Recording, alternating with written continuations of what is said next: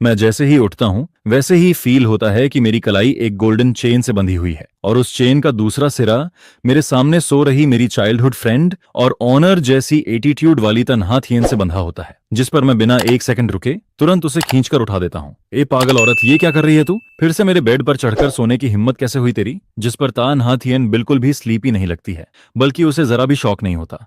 वो बस हल्का सा अपने लाल होंठ उठाकर मुझे ठंडी नजरों से देखती है। फिर मैं अपना बायां हाथ उठाकर गुस्से में बोलता हूँ, ये क्या है आखिर? जल्दी इसे खोल मेरे हाथ से। मैं वो गोल्डन चेन उसके सामने लहराता हूँ, जिस पर अचानक तन्हा थियन का मूड बदल जाता है। तुम फिर से वीएन डीएन के पास जाना चाहते हो ना? सपना देखना बंद करो। इस जिंदगी में तुम उससे दोबारा कभी नहीं मिल पाओगे। जिसे सुनकर मैं सिर खुजलाते हुए पूछता हूँ, कौन वीएन, कौन डीएन? वो है कौन आखिर? और मैं उसे ढूंढने क्यों जाऊंगा? इस बार तन्हा थियन खुद कुछ सेकंड के लिए फ्रीज हो जाती है, लेकिन अगले ही पल वो शायद मेरे पुराने ड्रामे याद कर लेती है, जिस पर वो चुप रहती है और मैं खुद आसपास का माहौल देखने लगता हूँ। एक बहुत बड़ा कमरा जहां हर चीज देखकर लगता है कि सब कुछ बेहद महंगा है। तभी तन्हा थियन ताना मारते हुए बोलती है, अब कौन सा नया ड्रामा शुरू करने वाले हो? फिर से फूलदान उठाकर मेरे सिर पर मारोगे या? लेकिन मैं उसकी बात पूरी तरह इग्नोर कर देता हूँ। फिर मैं पूरे कमरे को तेजी से देखता हूँ और मेरे दिमाग में ढेर सारे सवाल घूमने लगते हैं। ये जगह आखिर है कहाँ? तुम्हारा घर है क्या? लेकिन तुम्हारा घर तो ऐसा बिल्कुल नहीं था। और मैं यहाँ कैसे आया? हम दोनों साथ में बंधे क्यों हैं? ऊपर से एक ही बेड पर क्यों सो रहे थे? तुमने मेरे साथ किया क्या है? और ये चेन, ये एलॉय है ना? असली सोना तो नहीं लगता। जिस पर वो मुझे घूरते हुए बोलती है, तुम्हें सच में नहीं पता ये जगह कहाँ है? ये वही घर है जो तुमने मुझसे छुपाकर खरीदा था। और ये मासूम बनने का नाटक मेरे सामने मत करो। तभी अचानक मुझे हवा में कुछ अजीब दिखाई देता है, एक ट्रांसपेरेंट टेक्स्ट जो हवा में तैर रहा होता है। लो, आ गया फिर से मेमोरी लॉस वाला ड्रामा शुरू। बेचारी मैडम था, पता नहीं इस बार ये कितने दिन एक्टिंग करेगा। मैं बोल रही हूँ, एक दिन भी नहीं टिकेगा। फीमेल साइड कैरेक्टर अब सब समझ चुकी है। ये तीसरी बार यही ट्रिक यूज कर रहा है। इस बार मैडम तब बिल्कुल बेवकूफ नहीं बनने वाली। वैसे आज वीएन डीएनएम नजर नहीं आ रही क्या? उसे छोड़ो, फीमेल लीड में ऐसा खास है ही क्या? जरा अपनी वाइफ को भी देख लो, कितनी दुखी है बेचारी। अरे ये तो बहुत इनोसेंट बन रहा है। उन वर्ड्स का हर सेंटेंस मैं समझ पा रहा होता हूँ, लेकिन उन्हें जोड़ते ही मेरी रीढ़ तक ठंडी पड़ जाती है। ये क्या मजाक है? मैं दूसरी दुनिया में आ गया हूँ क्या? फिर मैं सामने बैठी तन्हा थियन को देखता हूँ। ये फीमेल साइड कैरेक्टर है। ये तो मेरी बचपन वाली दुश्मन है, वही लड़की जो बचपन से मुझे आंखों में चुभती थी। जिस पर वो फिर पूछती है, तुम कह रहे हो कि तुम्हें वीएन डीएन याद नहीं? तो फिर तुम्हें क्या याद है? लेकिन मैं उसके सवाल का जवाब देने के बजाय उल्टा पूछ बैठता हूँ, क्या मेरी शादी हो चुकी है और तुम मेरी वाइफ हो? ये कैसे पॉसिबल है? जिस पर तन्हा थियन ठंडी आवाज में बोलती है, क्यों थान, अगर तुम डिवोर्स लेने का सोच रहे हो तो भूल जाओ। मैं तुम्हें और वीएन दीम दीम को कभी साथ नहीं होने दूंगी, चाहे मैं मर ही क्यों ना जाऊं। जिसे सुनकर मैं शॉक्ड होकर बोलता हूँ, मैं अभी 20 का भी नहीं हुआ हूँ, शादी कैसे कर सकता हूँ मैं? जरूर फेक डॉक्यूमेंट्स बनाए होंगे, ये शादी इल्लीगल है। जिस पर वो तुरंत पूछती है, तो अभी तुम्हारी उम्र कितनी है? 19 साल। ये सुनते ही तन्हा थियन पूरी तरह सन्न रह जाती है। उसका दिल जैसे एक पल के लिए रुक जाता है, लेकिन फिर वो खुद को संभाल लेती है। क्यों थान, मेरे पास तुम्हारे ड्रामे में टाइम वेस्ट करने का वक्त नहीं है। ये मेमोरी लॉस वाला एक्ट तुम कई बार कर चुके हो। तुम्हें बोरियत नहीं होती, लेकिन मुझे बहुत होती है। बस वीएन डीएन को ढूंढना बंद कर दो, वो तुमसे सच्चा प्यार नहीं करती। जिस पर मैं तुरंत बोलता हूँ, मुझे मेमोरी लॉस नहीं हुआ। कल ही तो मैंने स्पोर्ट्स फेस्टिवल में 800 मीटर रेस जीती थी। उसके बाद फर्स्ट प्राइज भी मिला था और रेस के बाद मेरी तुमसे लड़ाई भी हुई थी। देखो, पैर में अभी भी चोट लगी है, लेकिन अभी जो कुछ हो रहा है उसका मुझे कुछ भी याद नहीं। जैसे जैसे तन्हा थियन मेरी बातें सुनती है, उसका चेहरा और भी खराब होता जाता है। उसकी नजरें लगातार मुझ पर टिकी रहती हैं, क्योंकि कियो थान की मुलाकात वीएन दीम दीम से उसी इवेंट के बाद हुई थी। अगर उसे सच में मेमोरी लॉस हुआ है तो उसका वीएन डीएन को ना पहचानना बिल्कुल लॉजिकल था। फिर वो धीरे से बोलती है, तुम 19 साल के नहीं हो, तुम अब 26 साल के हो चुके हो और हमारी शादी को पूरे 4 साल हो गए हैं। जिसे सुनकर मैं तुरंत बोल पड़ता हूँ, मैं नहीं मानता, मैं अभी भी 19 साल का हूँ। और सबसे बड़ी बात, मैं तुमसे शादी कैसे कर सकता हूँ? तुमने खुद कहा था कि दुनिया के सारे मर्द मर जाएं, तब भी तुम मुझे पसंद नहीं करोगी। जिस पर वो गहरी सांस लेकर बोलती है, आज के लिए मैं तुम्हारी बात मान लेती हूँ, लेकिन अगर पता चला कि तुम फिर से झूठ बोल रहे हो तो अगली बार सिर्फ एक चेन से नहीं बांधूंगी। फिर मैं उस चेन को उत्सुकता से देखते हुए पूछता हूँ, नाथियन, ये चेन असली सोने की है या एलॉय? असली गोल्ड है, लेकिन 18 कैरेट, क्योंकि प्योर गोल्ड बहुत सॉफ्ट होता है। जिसे सुनकर मैं तुरंत बोलता हूँ, तो मतलब अलॉय ही हुआ ना? मैं तो बेवजह खुश हो गया था। मेरी बात सुनकर तन्हा थियन की आवाज थोड़ी नरम हो जाती है। तुम्हें जो चाहिए मुझसे बोल देना, मैं खरीद दूंगी। जिस पर मैं हैरानी से उसे देखता हूँ, तुम इतनी बदल गई? पहले तो पॉकेट मनी मांगना भी इम्पॉसिबल मिशन लगता था। तुम खुद बोलती थी कि तुम्हारे पैसे सिर्फ तुम्हारे हस्बैंड के लिए हैं। फिर वो धीरे से जवाब देती है, क्योंकि अब तुम ही मेरे हस्बैंड हो। जिसे सुनकर मैं और भी कंफ्यूज्ड हो जाता हूँ। आखिर मैंने तुमसे शादी कैसे कर ली? पागल तुम हुई थी या मैं? फिर तन्हा थियन बेड के पास से मैरिज सर्टिफिकेट निकालकर मेरी तरफ फेंक देती है, जिस पर बड़ा सा ऑफिशियल स्टैंप लगा होता है। मैं तारीख देखकर पूरी तरह शॉक हो जाता हूँ। 22 साल की उम्र में, मतलब ग्रेजुएशन के तुरंत बाद हमारी शादी हो गई थी। इसके बाद सुबह की धूप बड़े ग्लास विंडो से अंदर आती है। तन्हा थियन चुपचाप डाइनिंग टेबल पर बैठी होती है। उसकी नजरें मेरी तरफ हल्के से उठती हैं। तभी मेड हुआंग सम्मान से बोलती है, मैडम ब्रेकफास्ट तैयार है। मैं जैसे ही टेबल पर रखा शानदार खाना देखता हूँ, मेरी आंखें चमक उठती हैं, जिस पर तन्हा थियन चुपचाप मेरे हर रिएक्शन को नोटिस करती रहती है। फिर मैं खाना खाते खाते किचन की तरफ जोर से चिल्लाता हूँ, मैड हुआंग, आपकी कुकिंग स्किल तो कमाल की है। जिस पर मैड हुआंग किचन से मुस्कुराते हुए बाहर झांकती है। यंग मास्टर को पसंद आया, यही काफी है। पसंद है तो और खाइए, बहुत जबरदस्त है ये। मैं बोलते हुए एक और बन उठाकर मुंह में ठूंस लेता हूँ और फिर तन्हा थियन चुपचाप मुझे देखती रहती है, क्योंकि कियू थान के चेहरे पर ऐसी खुशी उसने शायद बहुत सालों बाद देखी थी। लेकिन उसके मन में अभी भी एक सवाल घूम रहा होता है, क्या ये सब सच है या फिर ये भी सिर्फ एक एक्टिंग है। बस एक पल में उसकी आंखों में उमड़ती हुई वो हल्की सी नरमी फिर से बर्फ जैसी ठंडी परत के नीचे दब जाती है, क्योंकि अगर कियू थान ये सब सिर्फ उसका भरोसा जीतने के लिए कर रहा है ताकि बाद में फिर उसे छोड़कर वियन दीम दीम के पास चला जाए, तो इस बार वो बिल्कुल नहीं टूटेगी। जिस पर तन्हा थियन मन ही मन खुद से कहती है, मैं उसे एक मौका दूंगी, पहले इंतजार करूंगी, फिर ध्यान से सब ऑब्जर्व करूंगी। लेकिन ये सोच भी उसके दिल को किसी जहरीले सांप की तरह जकड़ने लगती है। फिर वो धीरे से अपना कॉफी कप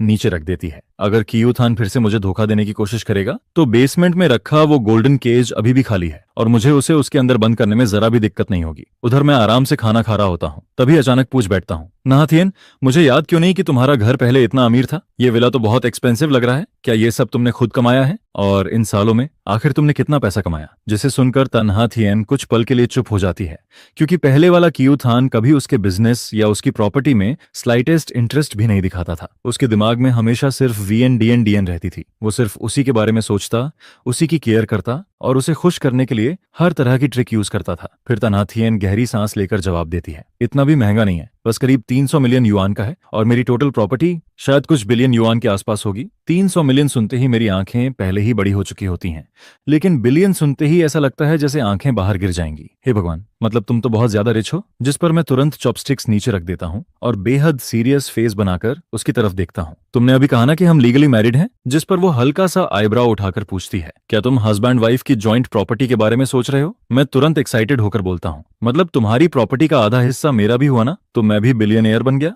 फिर अगले ही पल मैं मुस्कुराते हुए आगे झुकता हूँ, तो अभी सेलिब्रेट करें क्या? लेकिन यहाँ थोड़ा ऑकवर्ड नहीं होगा? क्यों ना बेडरूम में चलते हैं? आखिर मैं और तन्हा थियन हस्बैंड वाइफ हैं, थोड़ा इंटीमेसी हो भी जाए तो क्या फर्क पड़ता है? वैसे भी नुकसान तो मेरा कुछ होने वाला नहीं। मेरे चेहरे की वो चमकदार स्माइल देखकर तन्हा थियन फिर सोच में पड़ जाती है, क्योंकि मेरे चेहरे पर न कोई चालाकी थी, न कोई डार्क इंटेंशन। जिस पर वो मन ही मन सोचती है, क्या उसे सच में मेमोरी लॉस हुआ है? क्योंकि पहले चाहे कियू थान कितनी भी एक्टिंग कर ले, उसकी आंखों में उसके लिए नफरत साफ दिखाई देती थी। नहीं, मुझे अभी और ऑब्जर्व करना होगा। फिर वो अचानक बोलती है, हमारे बीच प्रेनअप एग्रीमेंट साइन हुआ था। जिसे सुनकर मैं कंफ्यूज होकर पूछता हूँ, प्रेनअप? हाँ, अगर डिवोर्स हुआ तो तुम खाली हाथ जाओगे। ये सुनते ही मेरे चेहरे की सारी खुशी ऐसे गायब हो जाती है जैसे हवा निकल गया बन। ये तो बहुत बड़ा शौक है। तुमने मुझसे इतनी सावधानी बरती थी? तन्हा थियन, मुझे उम्मीद नहीं थी कि तुम ऐसी इंसान निकलोगी। तुमने मेरा दिल तोड़ दिया। जिस पर वो सीधा जवाब देती है, ये आइडिया तुम्हारा था। शादी से पहले तुमने खुद इंसाइट किया था। मैंने खुद कहा था। मैं पूरी तरह स्टनर्ड होकर बोलता हूँ, उस वक्त क्या मैं पागल था? कौन अपनी मर्जी से पैसा छोड़ता है? जिस पर तन्हा थियन की आंखों में हल्की उदासी उतर आती है, क्योंकि उस समय वाला कियू थान उससे शादी करना ही नहीं चाहता था। वो सिर्फ वियन दीम दीम से हर्ट होकर टूट चुका था, इसलिए मजबूरी में इस शादी के लिए राजी हुआ था। और वो प्रेनअप एग्रीमेंट भी उसी ने इंसाइट करके साइन करवाया था। वो हमेशा यही याद दिलाता था कि दोनों सिर्फ नाम के हस्बैंड वाइफ हैं। फिर मैं दोबारा पूछता हूँ, आखिर हमारी शादी हुई कैसे? और ये वीएन डीएन डीएन आखिर किस फैमिली की लड़की है? जैसे ही मैं ये सवाल पूछता हूँ, वैसे ही वो फ्लोटिंग कमेंट्स फिर मेरी आंखों के सामने आ जाते हैं। कियू थान, तुम्हारी असली वाइफ तो वियन दीम दीम है। अरे छोड़ो भी, उसकी लीगल वाइफ तो साफ साफ तन्हा थियन है। तन्हा थियन और कियू थान परफेक्ट कपल हैं। तुम लोग फीमेल विलन को लीड बनाना क्यों चाहते हो? चीटिंग करने वाली औरत हीरोइन बनने लायक नहीं होती। बस वेट करो, हीरो को सब याद आते ही वो हीरोइन के पास लौट जाएगा। तुम लोग ऑफिशियल सीपी को डिस्टर्ब करना बंद करो। इन कंफ्यूजिंग कमेंट्स को देखकर मैं धीरे धीरे अपनी हालत समझने लगता हूँ। शायद मैं इस कहानी का ऑब्सेस्ड मेल लीड हूँ। तन्हा थियन विलन साइड कैरेक्टर है और वीएन डीएनएम वो हीरोइन जिसने मुझे पूरी तरह पागल बना दिया। लेकिन मैं सोचने लगता हूँ, आखिर वो वीएन डीएम दिखती कैसी है? जो मैं उसके लिए जान देने तक तैयार हो गया। उधर तान्या थियन काफी देर तक चुप खड़ी रहती है, फिर आखिरकार धीरे से बोलती है, वीएन डीएन डीएन तुम्हारा फर्स्ट लव है, उसके लिए तुमने मुझे काउंटलेस बार धोखा दिया, झूठ बोला और हर तरह की चाल चली, जिसे सुनकर मैं अपना सिर पकड़ लेता हूँ। हे भगवान, मैंने आखिर वो स्टूपिड प्रिनअप क्यों साइन किया था? मैं कितना बड़ा बेवकूफ था। मुझे खुद को कोसते देखकर तान्हा थियन थोड़ा घबरा जाती है, क्योंकि सुबह उठते ही मेमोरी लॉस और अब खुद को गालियां देना, ये सब बहुत अबनॉर्मल लग रहा था। फिर वो चिंता से पूछती है, क्या मैं फैमिली डॉक्टर को बुलाऊं? जिस पर मैं तुरंत हाथ हिलाकर मना कर देता हूँ, नहीं नहीं, मैं बिल्कुल ठीक हूँ। लेकिन तान्हा थियन मेरी हर छोटी हरकत को ध्यान से नोटिस कर रही होती है। ये सब बहुत अजीब है। आज उसका हर एक्शन अलग क्यों लग रहा है? फिर उसके मन में शक और बढ़ने लगता है। क्या उसने सीक्रेटली फिर से वीएन डीएन डीएन से कांटेक्ट किया है? क्या उस औरत ने फिर उसके दिमाग में कुछ भर दिया? कहीं ये पूरा मेमोरी लॉस वाला ड्रामा कोई केयरफुली प्लान्ड स्कीम तो नहीं? लेकिन साथ ही उसे ऐसा भी लग रहा था जैसे समय पीछे लौट आया हो, जैसे वो पुराना कियो थान वापस आ गया हो, जो अभी वीएन दीम दीम के प्यार में अंधा नहीं हुआ था, जिस पर उसकी आंखें धीरे धीरे और ठंडी होती जाती हैं और उसके दिल का शक किसी जंगली बेल की तरह बढ़ता ही जाता है। इसके बाद ब्रेकफास्ट खत्म होता है। तान्हा थियन कंपनी के काम की वजह से कोट पहनकर ऑफिस जाने लगती है। उधर मैं अभी भी मुंह में बंद दबाए बैठा होता हूँ।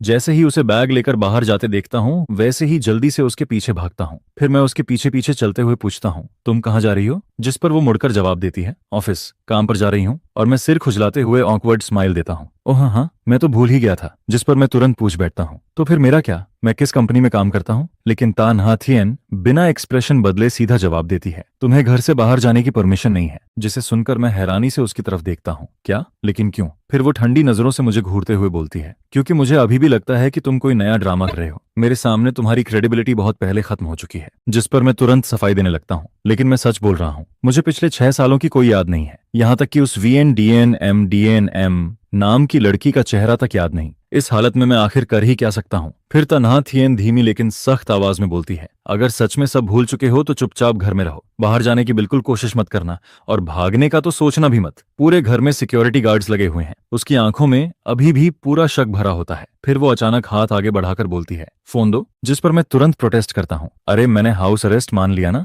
कम से कम थोड़ा एंटरटेनमेंट तो रहने दो। फिर वो जवाब देती है, थोड़ी देर में तुम्हें नया फोन मिल जाएगा। ये सुनते ही मैं खुश होकर हाथ से ओके साइन बना देता हूँ। इसके बाद तान्हा थियन जैसे ही बाहर निकलती है, वैसे ही मुड़कर गार्ड्स को ठंडी आवाज में ऑर्डर देती है, इन पर कड़ी नजर रखो, इन्हें कहीं बाहर मत जाने देना और किसी से कांटेक्ट भी नहीं करने देना, खासकर वीएन डीएन डीएन से तो बिल्कुल नहीं। जिस पर सारे गार्ड्स एक साथ जवाब देते हैं, जी मैडम। था उधर तान्हा थियन की असिस्टेंट उसके साथ साथ चलते हुए जल्दी जल्दी आज का पूरा शेड्यूल बताने लगती है। मैडम था, ये आज रात की बिडिंग मीटिंग बहुत इंपॉर्टेंट है। इस प्रोजेक्ट के लिए तो ग्रुप और कई बड़े बिजनेस ग्रुप्स के बीच कड़ी कंपटीशन चल रही है। असिस्टेंट शायद सुबह वाली मेरी हरकतों के बारे में सुन चुकी थी, इसलिए उसके चेहरे पर साफ चिंता दिखाई दे रही थी, क्योंकि पहले भी हर बार जब मैं कोई ड्रामा करता था, उसके पीछे असली मकसद वीएन ग्रुप की मदद करना होता था। हालांकि वीएन ग्रुप के सामने सिर्फ ताई ग्रुप ही कॉम्पिटिटर नहीं था, लेकिन सबसे बड़ा ऑब्स्टेकल जरूर ता ग्रुप ही था। असिस्टेंट काफी देर तक सोचने के बाद आखिर हिम्मत करके बोलती है, मैडम ता, अगर सर फिर से एक्टिंग कर रहे हो तो? जिस पर तान्हा थियन बिना कुछ बोले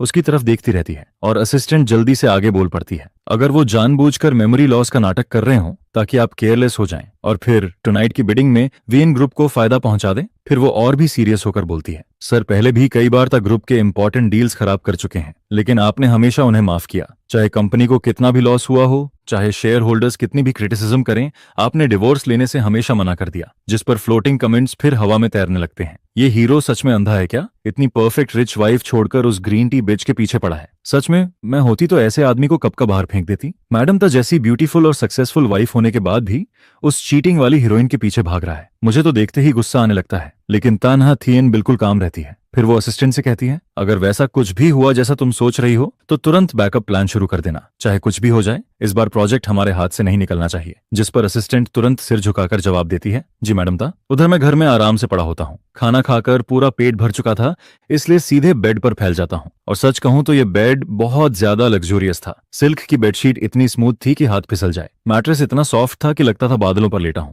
ऊपर से स्मार्ट बेड भी था जो खुद पोजीशन एडजस्ट कर रहा था, जिस पर मैं आराम से करवट बदलते हुए सोचता हूँ, ऐसे बेड पर तो जिंदगी भर पड़ा रह सकता हूँ, बाहर जाने की जरूरत ही क्या है। फिर मैं पुरानी बातें याद करने लगता हूँ। पहले क्यू फैमिली और द फैमिली बस अच्छी खासी रिच फैमिलीज थी, महंगी चीजें खरीद सकते थे, लेकिन इतना जायंट विला खरीदना इम्पॉसिबल था। जिस पर मैं और कंफ्यूज्ड हो जाता हूँ, आखिर तान्हा थियन इतनी अमीर बनी कैसे? फिर मेरी नजर उन फ्लोटिंग कमेंट्स पर जाती है जो अभी भी हवा में तैर रहे थे, लेकिन उनमें ज्यादातर रैंडम बकवास ही होती है, कोई यूजफुल इन्फॉर्मेशन नहीं मिलती, जिस पर मैं बोर्ड होकर उन्हें इग्नोर कर देता हूं और नया फोन लेकर इंटरनेट स्क्रॉल करने लगता हूं। लेकिन थोड़ी देर बाद अचानक एक मैसेज पॉपअप होता है, क्यूथान, टुनाइट वाला प्रोजेक्ट मेरी कंपनी के लिए बहुत इंपॉर्टेंट है, तुम्हें मैंने किसी भी तरह तन्हात येन को रोकना होगा, जैसे ही ग्रुप बाहर हो जाएगा हम शादी कर लेंगे। ये मैसेज पढ़कर मैं अभी सिर खुजला ही रहा होता हूं कि तभी फ्लोटिंग कमेंट्स फिर सामने आ जाते हैं। वाह, हीरोइन अभी भी शेमलेस होकर हीरो को मैनिपुलेट कर रही है। 100% हीरो फिर से उसकी बात मान जाएगा। अरे नहीं, अभी हीरो को मेमोरी लॉस हुआ है ना, शायद अब उसे वो ग्रीन टी वुमन याद भी ना हो। रुको, मेमोरी लॉस अभी कंफर्म नहीं हुआ है, कहीं ये फिर से ट्रिक ना हो। टुनाइट वाला प्रोजेक्ट बहुत डेंजरस है, जो जीतेगा वो मार्केट में बहुत आगे निकल जाएगा। प्लीज हीरो, इस बार स्टूपिडिटी मत करना।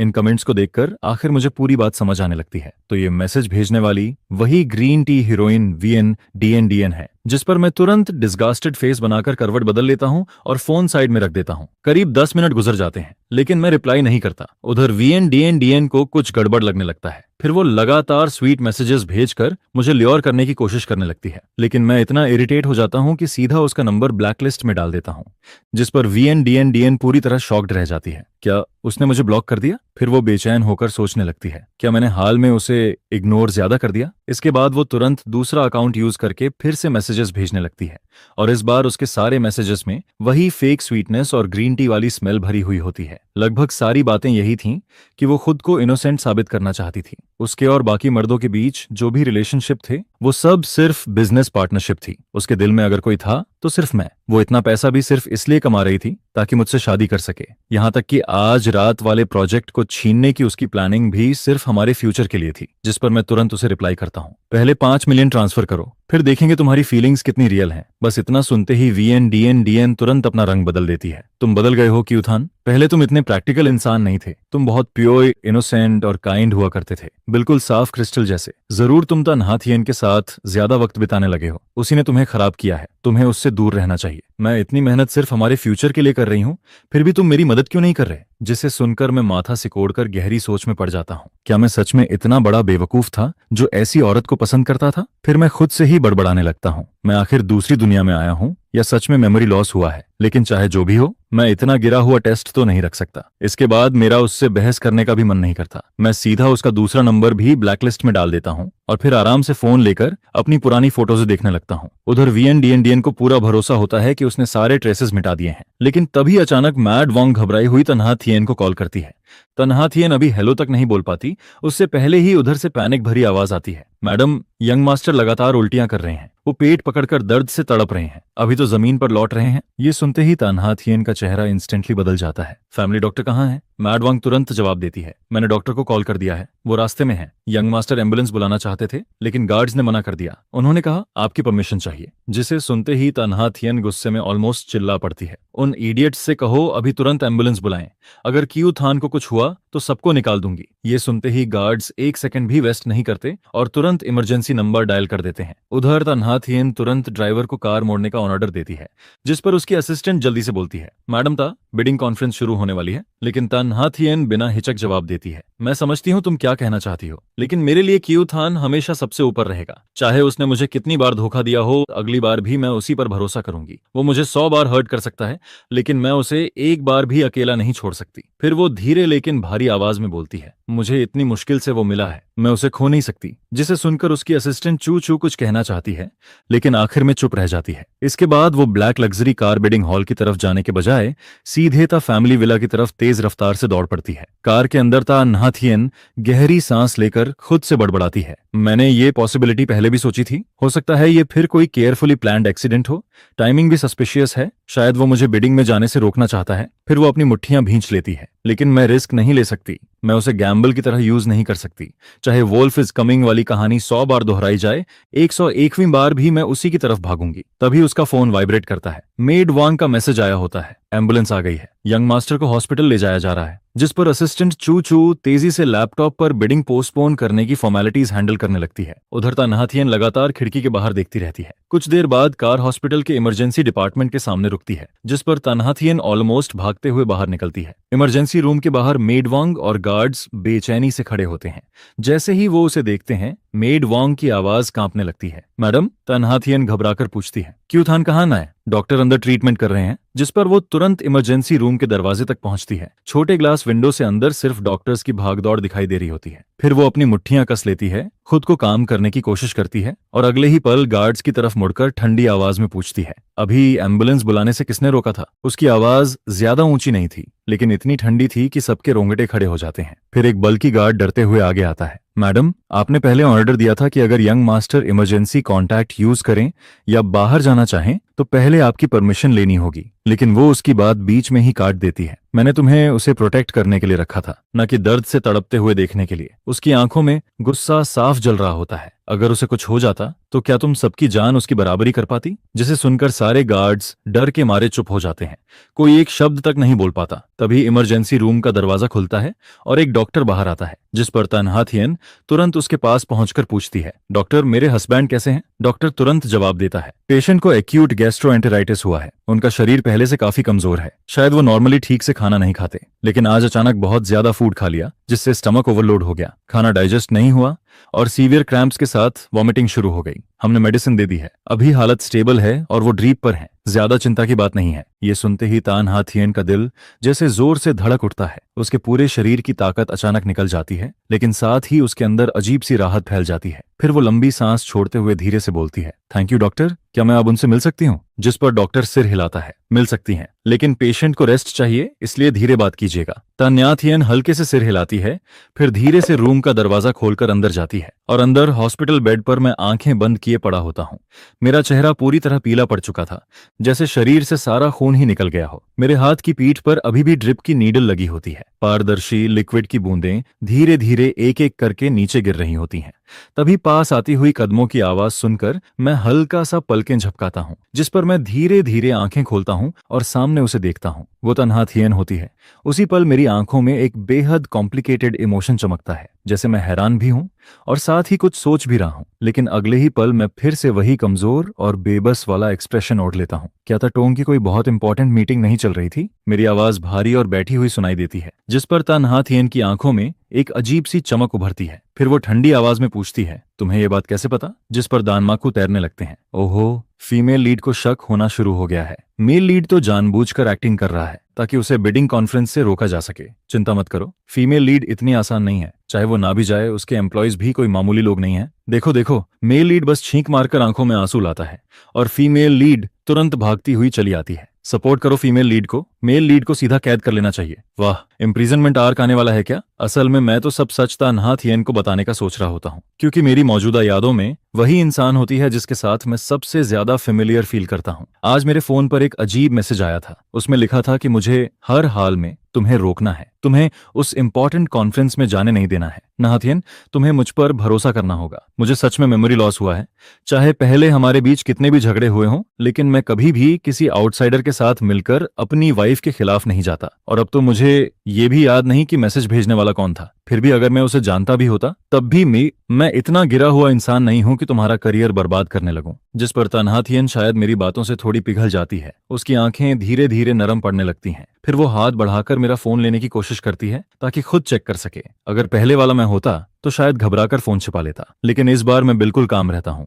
मैं फोन अनलॉक करके सीधे उसके हाथ में दे देता हूँ, जिसके बाद उसकी नजर तुरंत VNDN के ढेर सारे मैसेजेस पर पड़ती है। साथ में बेहिसाब चीजी और फ्लर्ट भरे वर्ड्स भी दिखाई देते हैं। यह देखकर तन्हा थियन की आंखें तुरंत अंधेरी पड़ जाती हैं। लेकिन जब वो सारे मैसेजेस पूरा पढ़ती है, तब उसे पता चलता है कि जैसा मैंने कहा था, मैंने सच में कभी उस लड़की की मदद करने का प्रॉमिस नहीं किया था। तुम्हारा हॉस्पिटल में एडमिट होना बस एक एक्सीडेंट था। क्या तुम्हें नहीं लगता कि 26 साल वाला तुम बहुत कमजोर और दुबला पतला है? इसलिए मैं बस थोड़ा ज्यादा खाना खाकर बॉडी बनाना चाहता था। किसे पता था कि मेरा स्टमक इतना कमजोर निकलेगा। काफी लंबे समय बाद तन्हा थियन मुझे फिर से ऐसे उससे चिपककर बातें करते हुए देखती है।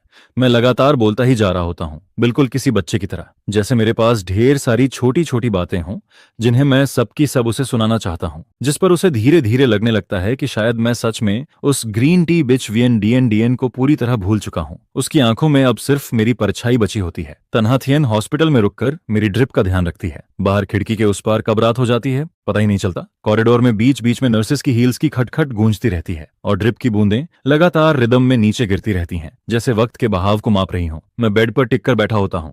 चेहरा अभी भी थोड़ा पीला और कमजोर दिखता है, लेकिन मेरी आंखें असामान्य रूप से चमक रही होती हैं, जैसे मैं धुंध के पीछे छिपी अपनी खोई हुई मेमोरीज को डेस्परेटली वापस पकड़ना चाहता हूं। मैं लगातार सवाल पूछता रहता हूं। सारे सवाल उन 6 सालों से जुड़े होते हैं जिन्हें मैं पूरी तरह भूल चुका हूं। शुरुआत में तन्हा थियन बस छोटे छोटे जवाब देती है। कई बार तो वो जानबूझकर टॉपिक बदलने की कोशिश भी करती है, क्योंकि उसके लिए वो 6 साल किसी नाइटमेयर से कम नहीं थे। वो साल जब उसे बार बार अपने शब्द निगलने पड़े, वो साल जब उसे मजबूरी में मुझे दूसरी लड़की के पीछे भागते देखना पड़ा। जेलसी, ग्रीवेंस और हेल्पलेसनेस का वो एहसास उसकी हड्डियों तक में धंसा हुआ था। उन 6 सालों में हमारे बीच सिर्फ डार्कनेस और सफोकेशन बची हुई थी, इसलिए वो पुरानी बातों को बिल्कुल याद नहीं करना चाहती थी। लेकिन हर बार जब वो चुप होने की कोशिश करती, उसकी नजर मेरी आंखों से टकरा जाती। मेरी आंखों में अब अतीत के लिए कोई ऑब्सेशन या रिग्रेट नहीं बचा होता। वहां सिर्फ प्योर क्यूरियोसिटी दिखाई देती है, बिल्कुल शांत ऑटम स्ट्रीम की तरह साफ और ट्रांसपेरेंट, जिस पर तन्हा थियन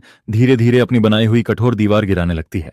और फिर वो कड़वी मेमोरीज भी आखिरकार मेरे सामने धीरे धीरे खुलने लगती हैं। तो वो वीएन डीएन आखिर तुमसे मिली कैसे थी? तान्या थियन धीरे से हाथ वापस खींचती है, लेकिन उसकी उंगलियां अनजाने में बेड की मेटल रेलिंग पर रगड़ती रहती हैं। ठंडी मेटल की चिल उसकी फिंगर टिप से गुजरती रहती है। उसकी आवाज बिल्कुल स्टेडी सुनाई देती है, इतनी स्टेडी कि कोई भी उसके इमोशन समझ नहीं सकता। लेकिन अंदर ही अंदर सालों से दबा जेलसी का ज्वालामुखी फिर से भड़कने लगता है। वीएन डीएम हमारी यूनिवर्सिटी की रिसर्च स्टूडेंट थी। उस समय तुम्हारे एंकल में स्ट्रेन आया था, तब मैं तुम्हें खुद उठाकर स्कूल इन्फर्मरी तक लेकर गई थी। यह कहते हुए वो अचानक रुक जाती है, जैसे उसे आज भी साफ याद हो कि उस दिन मेरा पूरा वजन उसकी पतली पीठ पर था। उसके बाद ड्रेसिंग बदलवाने और चेकअप के लिए भी हमेशा मैं ही तुम्हें में लेकर जाती थी।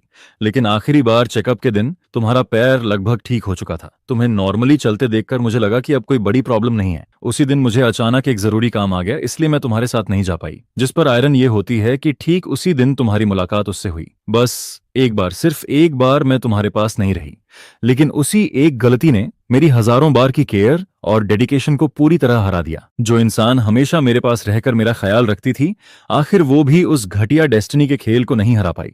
बस एक छोटी सी गलती, एक मामूली सी चूक, और उसी ने मुझे किसी दूसरे के प्यार में धकेल दिया। आज तक जब भी वो बात याद आती है, ऐसा लगता है जैसे दिल के सबसे कमजोर हिस्से में कोई छोटा सा कांटा अब भी चुभा हुआ है। फिर उसके बाद क्या हुआ? मैं बड़े इनोसेंट तरीके से पूछता हूँ, जैसे किसी और की कहानी सुन रहा हूँ, जिसका मुझसे कोई लेना देना ही ना हो। जिस पर तन्हा थियन धीमी आवाज में आगे बोलती है, उस दिन के बाद तुमने बातें छिपानी शुरू कर दी थीं। हर वक्त किसी न किसी से चोरी छिपे मैसेज करते रहते थे, हमेशा खोए खोए से रहते थे। और उस समय मैं प्रोजेक्ट के फाइनल स्टेज में इतनी बिजी थी कि खाने पीने और सोने तक का होश नहीं रहता था। दिन रात सब उल्टा पुल्टा हो चुका था। लेकिन जैसे ही मुझे थोड़ा टाइम मिला और मैं तुम्हें ढूंढने आई, तुम अचानक मेरे सामने आकर बोले कि तुम वीएन डीएन को प्रपोज करने वाले हो। जिसके बाद कमरे में अचानक सन्नाटा छा जाता है, सिर्फ मेडिकल मशीन्स की हल्की भनभनाहट सुनाई देती रहती है। तो फिर आखिर हमारी शादी कैसे हुई? मैं भौहें सिकोड़ते हुए कंफ्यूजन भरे चेहरे के साथ सीधा सबसे जरूरी सवाल पूछ बैठता हूँ। यही वो सवाल होता है जो सुबह आंख खुलने के बाद से लगातार मेरे दिमाग में घूम रहा था, जिस पर तन्हा थियन धीरे से जवाब देती है। बाद में तुम्हें मैं पता चला कि वीएन डीएन सिर्फ तुम्हारे साथ ही फ्लर्ट नहीं कर रही थी। सबसे बड़ी बात तो ये थी कि उसके फैमिली ने पहले से ही उसके लिए एक फियांसे तय कर रखा था। तुम्हें इतना गुस्सा आया कि सीधे मेरे पास आकर फ्लैश मैरिज की बात करने लगे। उस वक्त तुम्हारी हालत बिल्कुल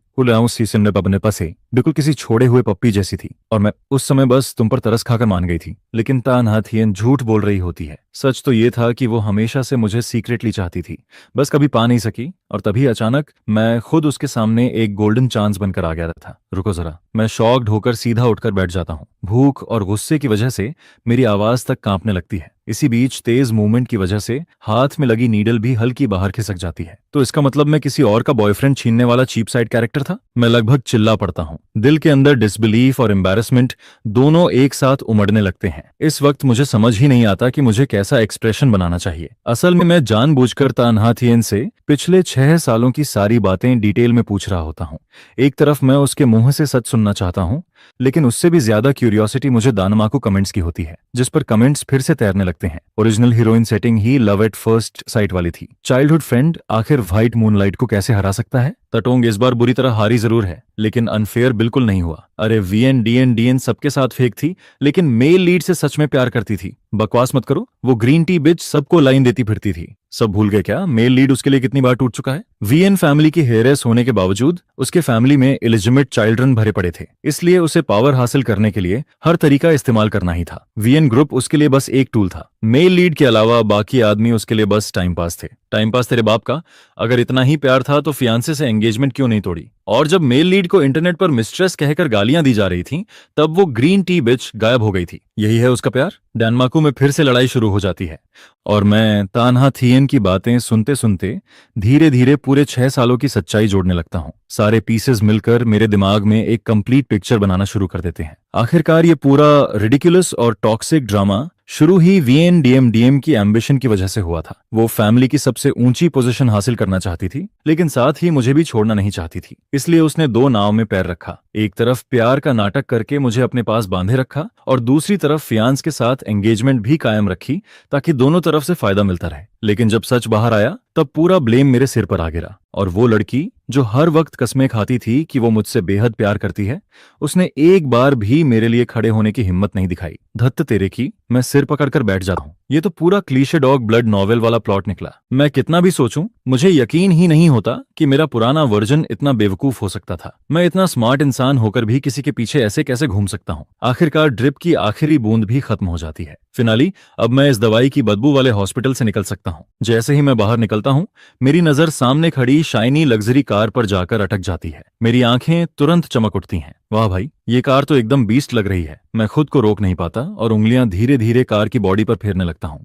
पूरे 280,000 युआन की है ये। फिर मैं अचानक पीछे मुड़कर अफसोस भरे टोन में बोल पड़ता हूँ, कसम से सा, अगर उस साल मैं उस पगली वीएनडीएन के चक्कर में ना पड़ता तो आज तक मैं भी सक्सेसफुल एंटरप्रेन्योर बन चुका होता, ढेर सारा पैसा कमा चुका होता। फिर मैं अपनी मेहनत से सुपरकार खरीदता, लग्जरी विला लेता। इतना कहते कहते मैं हल्का सा गला साफ करता हूँ, ठुड्डी ऊपर उठाकर बिल्कुल एरोगेंट अंदाज में इमेजिनेशन में खो जाता हूँ और शायद कुछ हॉट लॉन्ग लेग्ड मॉडल्स को शुगर बेबी बनाकर रखता भी, जिस पर तान्हा थियन की नजर तुरंत ठंडी पड़ जाती है। तुम जिसे चाहे रखो, उससे मुझे क्या? अरे मुझे तो बस लॉन्ग लेग्ड मॉडल्स पसंद हैं, तो क्या प्रॉब्लम है? मेरी चमकती दमकती जवानी के पूरे 6 साल ऐसे ही लूट लिए गए। पूरे 6 साल, समझे तुम? मैंने तो आज तक किसी लड़की का हाथ तक ढंग से नहीं पकड़ा था और पता नहीं कैसे बस एक नींद से उठा और आंख खुलते ही देखा कि मैं तुम्हारे साथ हस्बैंड वाइफ बनकर बंध चुका हूं। अब अगर मेरा मन मॉडल्स को शुगर बेबी बनाकर रखने का करे तो उसमें गलत क्या है? क्या ये इलीगल है? मुझे पसंद है, इसलिए मैं करूंगा। जिस पर थोड़ी देर पहले ड्रिप वाले कमरे में जो रेयर वार्म एटमॉस्फेयर बना हुआ था, वो इसी पल पूरी तरह धुएं की तरह उड़ जाता है। तन्हा थियन के बर्फ जैसे ठंडे चेहरे को देखकर मैं भी तुरंत पुराने दिनों वाला एटीट्यूड पकड़ लेता हूँ। वही बदतमीज मुंहफट अंदाज। दिमाग में जो आता है सीधे बोल देता हूँ।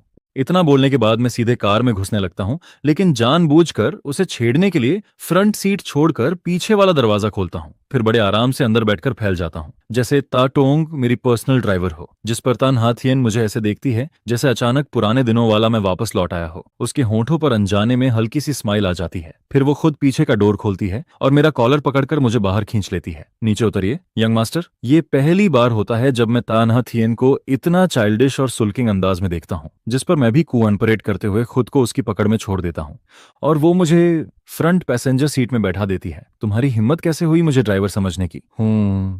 मेरे जैसे हैंडसम यंग मास्टर की ड्राइवर बनना भी तुम्हारे लिए ब्लेसिंग है। अंदर ही अंदर खुश हो रही होगी। जिस पर तान्हा थियन और बहस नहीं करती, बस क्वाइटली कार स्टार्ट करती है। लग्जरी कार रात की सड़क चीरती हुई सीधे ता फैमिली विला की तरफ निकल जाती है। जैसे ही कार घर के बाहर रुकती है, मैं फिर से नाटक शुरू कर देता हूँ। सीट पर फैलकर स्टीयरिंग पकड़ लेता हूँ और नीचे उतरने से मना कर देता हूँ, जिस पर तन्हा थियन मजबूर होकर बच्चों जैसी टग ऑफ वॉर शुरू कर देती है। मेरा हाथ पकड़कर मुझे खींचते हुए अंदर ले जाती है। गेट पर खड़े सर्वेंट्स ये सब देखकर शॉक रह जाते हैं। उन्होंने कभी अपने मालिक और मालकिन को ऐसे प्यार भरे अंदाज में साथ नहीं देखा था। कुछ दिन पहले तक दोनों का रिश्ता आग और पानी जैसा था। एक दूसरे को देखते ही या तो कोल्ड वॉर शुरू हो जाती थी या जोरदार लड़ाई। लेकिन आज दोनों बिल्कुल बदल चुके लग रहे थे। एक लगातार शरारत कर रहा था और दूसरी उसे देखकर प्यार से मुस्कुरा रही थी, जिस पर सर्वेंट्स के मन में एक ही ख्याल आता है, शायद इतने सालों की जमी बर्फ आखिरकार पिघलने वाली है। तान्हा थियन बिना किसी झिझक के मेरा हाथ पकड़कर हॉलवे से होते हुए सीधे मास्टर बेडरूम तक ले जाती है। फिर मुझे सॉफ्टली बेड पर धक्का देकर बैठा देती है, लेकिन खुद उसके गाल अचानक लाल हो जाते हैं। उसकी ये अनएक्सपेक्टेड जेंटलनेस देखकर मैं कुछ सेकंड के लिए ब्लैंक हो जाता हूँ। फिर बिना सोचे बोल पड़ता हूँ, तुम काफी बदल गई हो। क्या तुम इनडायरेक्ट तरीके से मुझे बूढ़ी बोल रहे हो? भूलना मत, हम दोनों सेम एज के हैं। ऊपर से मैं तुमसे पूरा 1 हफ्ता बड़ा हूँ। तो मतलब तुम कहना चाहती हो कि मैं ओल्ड हो गया हूँ? मैंने ऐसा कब कहा? जिस पर तान्हा थियन वार्डरोब की तरफ चली जाती है उसके होंठों पर हल्की स्माइल बनी रहती है। पहले जाकर नहा लो, हम दोनों साथ में सोएंगे।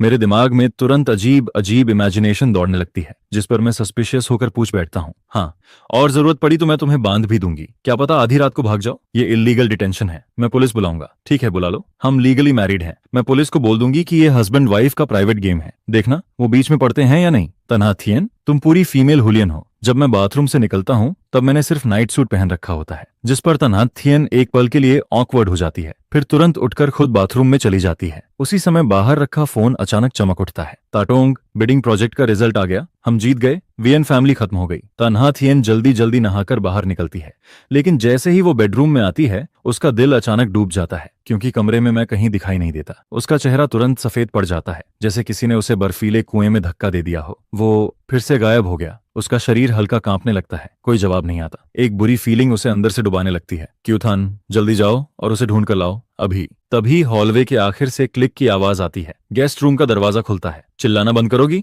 मैं इरिटेशन भरे चेहरे के साथ बाहर आता हूँ। आधी रात में आत्मा बुला रही हो क्या? लोगों को सोने भी दोगी? जिस पर मुझे सामने देखकर तन्हा थियन आखिर राहत की सांस लेती है। मैं उसकी ऑलमोस्ट टूट चुकी हालत देखता हूँ और अंदर से थोड़ा गिल्टी फील करने लगता हूँ। मुझे अचानक कॉलेज वाला दिन याद आ जाता है, जब मेरे पैर में मोच आई थी और तन्हा थियन मुझे इन्फर्मरी तक लेकर गई थी। उस वक्त भी वो लगातार डांट रही थी, बहुत हीरो बनते हो ना तुम, अब भुगतो। पैर मुड़ गया फिर भी एटीट्यूड कम नहीं होता, सावधान रहना वरना दूसरा पैर भी तुड़वा लोगे। उसकी बात खत्म होने से पहले ही मैंने जानबूझकर पैर हिलाया था, जिस पर वो तुरंत चुप हो गई थी।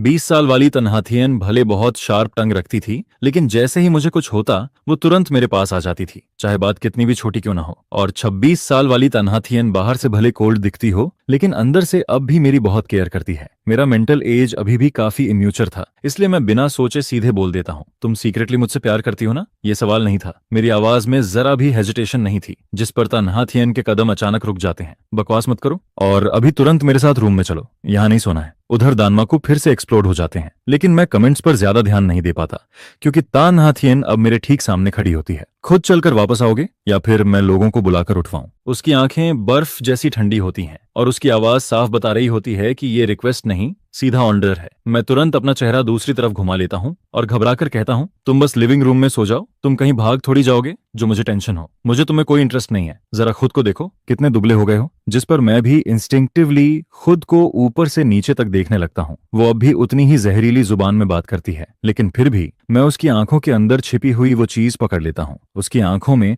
दर्द की एक हल्की सी चमक गुजरती है, जैसे मुझे हर्ट करते हुए वो खुद अपने दिल को भी काट रही हो। जिस पर मैं पूछता हूँ, तो फिर तुम मुझे बांधकर रखने पर इतनी अड़ी क्यों रहती हो? तुम जानते हो इस तमाम सालों में बहुत कुछ हुआ था।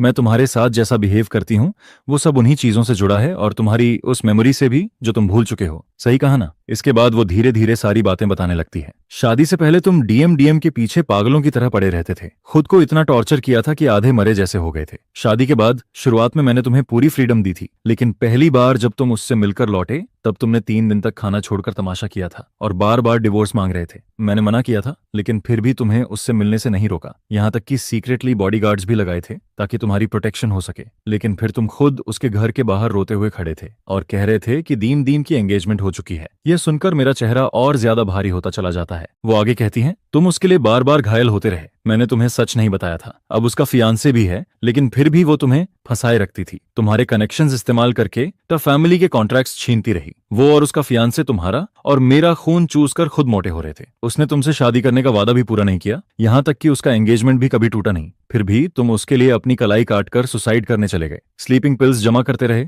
बार बार मरने की जिद करते रहे, यहाँ तक कि उसके बचपन के दोस्त को किडनी चाहिए थी और तुम खुशी खुशी अपनी किडनी डोनेट करने तक को तैयार हो गए थे। जिस पर वो गहरी सांस लेकर कहती है, अगर मैंने तुम्हें रोककर घर में बंद न किया होता तो आज तुम सिर्फ इतने कमजोर नहीं होते, बल्कि कब के हड्डियों का ढांचा बन चुके होते। उस दिन के बाद से दिन में मैंने लोगों से तुम्हारी निगरानी करवाई और रात में तुम्हें बांधकर अपने साथ सुलाने लगी ताकि तुम भाग ना सको। मैं पूरी तरह सुन्न पड़ जाता हूँ। वो मैं था क्या? मैं इतना बड़ा इडियट था? जितना ज्यादा मैं सुनता हूँ मेरा चेहरा उतना ही बदसूरत होता जाता है। मेरी पूरी वर्ल्ड व्यू हिलने लगती है। मुझे तो लगने लगता है कि इस नॉवेल के ऑथर का दिमाग ही खराब था। मैं इस बात को किसी भी तरह डाइजेस्ट नहीं कर पा रहा था, लेकिन फिर वो अचानक कहती है, अब तो तुम्हें कुछ याद भी नहीं है तो मुझे फर्क नहीं पड़ता। जिस पर मैं भी तुरंत खुद को जस्टिफाई करते हुए बोल पड़ता हूँ, लेकिन अब तो मैं सब भूल चुका हूँ ना। कौन जानता है कब तुम्हें फिर सब याद आ जाए और तुम फिर वही मरने मारने वाले ड्रामे शुरू कर दो। इसलिए तुम्हें मेरे कमरे में ही रहना पड़ेगा। बेकार की रेजिस्टेंस मत करो।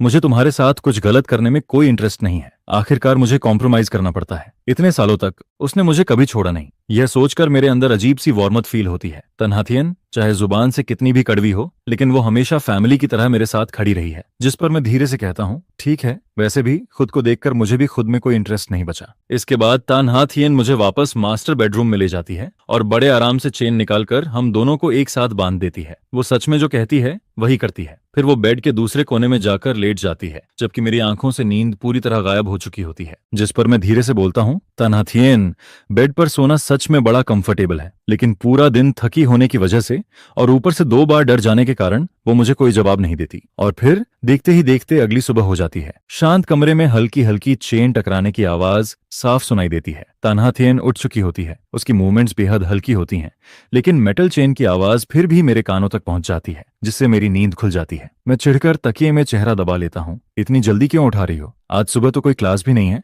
मुझे आराम से सोने दो ना। जिस पर वो धीमी आवाज में कहती है, पहले नीचे आकर ब्रेकफास्ट कर लो, उसके बाद जितना सोना है सो लेना। मैं आंखें बंद किए पड़ा रहता हूँ, लेकिन तभी मेरे दिमाग में कुछ गड़बड़ सी होने लगती है। रुको, मेंस डॉर्मेट्री में किसी लड़की की आवाज कैसे आ सकती है? और अगले ही पल टूटी हुई मेमोरीज अचानक जुड़ने लगती हैं। मैं ऐसे उछलकर बैठ जाता हूँ जैसे किसी ने मेरे ऊपर उबलता पानी डाल दिया हो। जिस पर वो हल्का सा मुस्कुराकर कहती है, तुम्हारी मेमोरी तो काफी अच्छी है, इतनी अच्छी तरह याद है कि आज कोई क्लास नहीं है। लेकिन मैं जवाब नहीं देता। मैं बस बेड पर बैठा और भी गहरे शौक और कंफ्यूजन में डूब जाता हूँ। 6 साल पहले की बातें मुझे ऐसे याद आने लगती हैं जैसे कल की ही बात हो। मेरे सामने खड़ी यह औरत और मेरे शरीर का बदल चुका एहसास दोनों मुझे यही बता रहे होते हैं कि सच में पूरे 6 साल गुजर चुके हैं। लेकिन यह बात बिल्कुल भी नॉर्मल नहीं थी। मेमोरी लॉस में इंसान सब भूल जाता है। फिर ऐसा कैसे हो सकता है कि पुरानी बातें साफ याद रहें, लेकिन बीच के पूरे 6 साल गायब हो जाएं? जिस पर मेरे दिमाग में एक और भी ज्यादा पागलपन भरा ख्याल आता है, क्या मैं टाइम ट्रैवल करके यहाँ आ गया हूँ? पता हूँ। इसी बीच नीचे से उसकी आवाज आती है, नीचे आकर ब्रेकफास्ट कर लो और आज थोड़ा कम खाना, कल की तरह फिर हॉस्पिटल मत पहुंच जाना। मैं बस धीमे से कुछ बड़बड़ाता हूँ और उसकी पतली सी फिगर को कमरे से बाहर जाते देखता रहता हूँ। दरवाजा धीरे से बंद हो जाता है, जिस पर मैं तुरंत चादर सिर तक खींच लेता हूँ, बिल्कुल किसी डरे हुए ऑस्ट्रिच की तरह, और अंधेरे में पड़े पड़े उसी शॉकिंग गेस के बारे में सोचता रहता हूँ। तभी अचानक एक आवाज सुनाई देती है, सॉरी मैं थोड़ा लेट हो गया। जिस पर मेरा पूरा शरीर अकड़ जाता है। मैं झटके से चादर हटाकर पूरे कमरे में नजर दौड़ाता हूँ। कौन है वहां? क्यूथन। हेलो, मैं कमरे में नहीं हूँ, मैं तुम्हारे दिमाग के अंदर हूँ। यह सुनते ही मेरा दिमाग सुन्न पड़ जाता है। बस अब तो पक्का स्किज़ोफ्रेनिया हो गया है। मैं पूरी तरह पैनिक में आ जाता हूँ। तुरंत बेड से कूदकर नंगे पैर कमरे से बाहर भागता हूँ। सीढ़ियों से नीचे दौड़ते हुए बस यही कोशिश करता हूँ कि उस अजीब आवाज से छुटकारा मिल जाए। उधर तानहाथियन डाइनिंग रूम में ब्रेकफास्ट कर रही होती है। मेरी घबराई हुई चीख सुनते ही वो फोर्क और नाइफ फेंक कर तुरंत सीढ़ियों की तरफ दौड़ पड़ती है और कुछ सीढ़ियां चढ़ते ही वो सीधे मुझसे टकरा जाती है। क्या हुआ? हाँ, अनथान। उसकी नजर तुरंत मेरे पीले पड़े चेहरे पर जाती है, जिस पर मैं उसकी बांह कसकर पकड़ लेता हूँ, जैसे डूबता इंसान आखिरी तिनका पकड़ता है। मेरी आवाज कांप रही होती है और मैं तेजी से बोलने लगता हूँ। अभी अभी मुझे एक अजीब आवाज सुनाई दी। वो सीधे मेरे दिमाग के अंदर बोल रही थी, नाथियन, क्या मुझे सच में कोई मेंटल प्रॉब्लम हो गई है? क्या मुझे स्किज़ोफ्रेनिया हो गया है, इसलिए मुझे हेलुसिनेशंस हो रहे हैं? लेकिन वो बस कंफ्यूज्ड होकर मुझे देखती रहती है। तुम क्या बोल रहे हो? कैसी आवाज? जिस पर मैं अचानक रुक जाता हूँ। क्या तुम सुन नहीं पा रही? मैं शॉक्ड होकर उसे घूरने लगता हूँ, लेकिन अगले ही पल उसकी आवाज साफ मेरे कानों में गूंजती है। तुमने अभी मुझे बाहरी कहा? यह सुनते ही तानहाथियन का चेहरा सख्त पड़ जाता है। उसकी आंखों में हर्ट साफ दिखाई देने लगता है। इतनी देर से तुम लगातार कुछ ना कुछ बोले जा रहे हो, लेकिन मुझे तुम्हारी एक भी बात सुनाई नहीं दी। अभी बस एक बार तुम्हें डांटा ही था और तुम्हारा गला फिर से बंद हो गया क्या? मैं घबराहट और गुस्से के बीच बुरी तरह फंसा हुआ था। डर कुछ पल के लिए गुस्से के नीचे दब चुका था। अभी थोड़ी देर पहले तुमने सच में एक भी आवाज नहीं निकाली थी। पहले मेमोरी लॉस, अब बोलना बंद, ऊपर से हैलुसिनेशंस भी।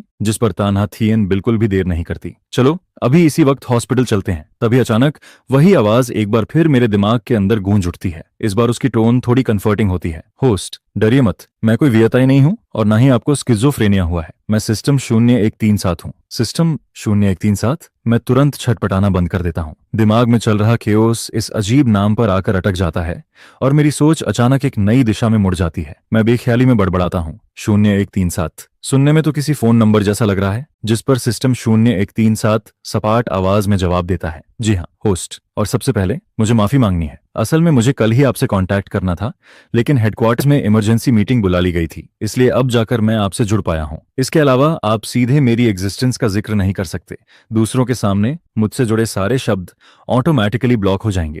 हम सीधे कॉन्शियसनेस के जरिए बात कर सकते हैं। इससे ना सिर्फ सेफ्टी बनी रहेगी, बल्कि लोग आपको पागल भी नहीं समझेंगे। यह सुनकर मुझे आखिरकार सारी बात समझ आ जाती है। मतलब तन्हा थियन बाहरी नहीं हुई थी, बल्कि मेरी बातें खुद ब खुद म्यूट हो रही थीं, जिस पर मेरा तनाव से तना हुआ दिमाग अचानक ढीला पड़ जाता है। यहाँ तक कि अंदर एक अजीब सी क्यूरियोसिटी भी पैदा होने लगती है। मैं मन ही मन कहता हूँ 0137 नाम थोड़ा अजीब नहीं है क्या? अगले ही पल मेरे दिमाग के अंदर एक बोर सा इमोजी फ्लैश हो जाता है, जिसे देखकर मेरी आंखें फटी की फटी रह जाती हैं। अरे, इसके पास मीम्स भी हैं? मैं शौक में लगभग असली दुनिया में चीख ही पड़ता हूँ। तभी तन्हा थियन की आवाज मुझे रियलिटी में वापस खींच लाती है। क्यूथन, क्यूथन? वो मेरे चेहरे पर तेजी से बदलते एक्सप्रेशंस को देख रही होती है और उसकी बेचैनी अब चरम पर पहुंच चुकी होती है। कल मेमोरी लॉस, आज आवाज चली गई, फिर हैलुसिनेशंस और अब हवा में घूरते हुए फ्रीज हो जाना। उसकी आंखों में साफ पैनिक दिखाई देता है। तुम ठीक तो हो ना? हमें अभी हॉस्पिटल जाना पड़ेगा। जिस पर मैं तुरंत होश में लौटता हूँ। उसकी आंखों में छिपी चिंता और स्टबर्ननेस देखकर मैं जल्दी से हाथ हिलाकर खुद को नॉर्मल दिखाने की कोशिश करता हूँ। कुछ नहीं हुआ, कुछ नहीं, बस अभी नींद पूरी नहीं खुली, दिमाग थोड़ा स्लो चल रहा है। चलो ब्रेकफास्ट करते हैं, मुझे भूख लगी है। तन्हा थियन मुझे शक भरी नजरों से देखती है, लेकिन ब्रेकफास्ट खत्म होने के बाद कंपनी जाने से पहले भी वो फैमिली डॉक्टर को बुलाना नहीं भूलती। इसी दौरान जब डॉक्टर मेरा चेकअप कर रहा होता है, तभी एक मिडिल एज्ड आदमी रोते हुए अंदर घुस आता है। प्लीज मिस से मेरे लिए 2 शब्द कह दीजिए, मुझे नौकरी से मत निकलवाइए। मैं पूरी तरह घबरा जाता हूँ। आखिर मेरी मेंटल एज अभी भी 20 साल वाले लड़के जैसी ही थी। किसी बड़े आदमी को मेरे सामने घुटनों पर गिरते देखना मेरे लिए बहुत भारी था, जिस पर मैं जल्दी से उसे उठाने की कोशिश करता हूँ। पहले उठिए, आराम से बताइए क्या हुआ है। वो रोते हुए कहता है, सर घर में बूढ़े माँ बाप हैं और 2 बेटे अभी यूनिवर्सिटी में पढ़ रहे हैं। मैं ये जॉब नहीं खो सकता। उधर बॉडीगार्ड्स पहले ही विला की सारी सिचुएशन तन्हा थियन को रिपोर्ट कर चुके होते हैं। कल ही बदला गया नया नंबर उसी दिन डीएम तक पहुंच गया था। इसका मतलब साफ था, घर के अंदर कोई स्पाई मौजूद था। दीम एक तरफ कंपनी की खबरें निकाल रही थी और दूसरी तरफ हायन थान को लगातार फंसाए रख रही थी, जैसे तन्हा थियन नाम की कोई चीज इस दुनिया में हो ही ना। लेकिन मैं उस आदमी की हरकतें सुनने के बाद उसके लिए बची हुई थोड़ी सिंपैथी भी खो देता हूँ। एक ऐसा इंसान जो अपने मालिक को बेच सकता है, उसे अपने पास रखना मतलब खुद के नीचे बॉम्ब दबाकर बैठना था। आज तुम तन्हा थियन को बेट्रे कर रहे हो, कल किसी और को भी बेच दोगे। आज इन्फॉर्मेशन लीक हुई है, कल किसी की जान भी जा सकती है। जिस पर मैं ठंडी आवाज में कहता हूँ, तुम जैसे लोगों को तो फैमिली अपने पास नहीं रख सकती। तुम्हें मार्केट स्टैंडर्ड के हिसाब से सैलरी मिल जाएगी, लेकिन अगर तुमने यहाँ रोना धोना जारी रखा तो कंपनी रूल्स तोड़ने के लिए ल्यूजेट भी हो सकता है। बॉडीगार्ड्स मेरी कही हुई हर बात बिना एक शब्द छोड़े पूरी डिटेल में तन्हा थियन तक पहुंचा देते हैं, जिस पर उसका पहले से खून पी जाने वाला एक्सप्रेशन धीरे धीरे नरम पड़ने लगता है। उधर फैमिली डॉक्टर की रिपोर्ट में पता चलता है कि मेरा शरीर पूरी तरह हेल्दी है, बस मैं जरूरत से ज्यादा कमजोर हो चुका हूँ। यह सुनकर तन्हा थियन का मूड साफ अच्छा हो जाता है। वो मन ही मन सोचती है, शायद पिछले कई सालों में आज पहली बार मुझे इतना हल्का महसूस हो रहा है।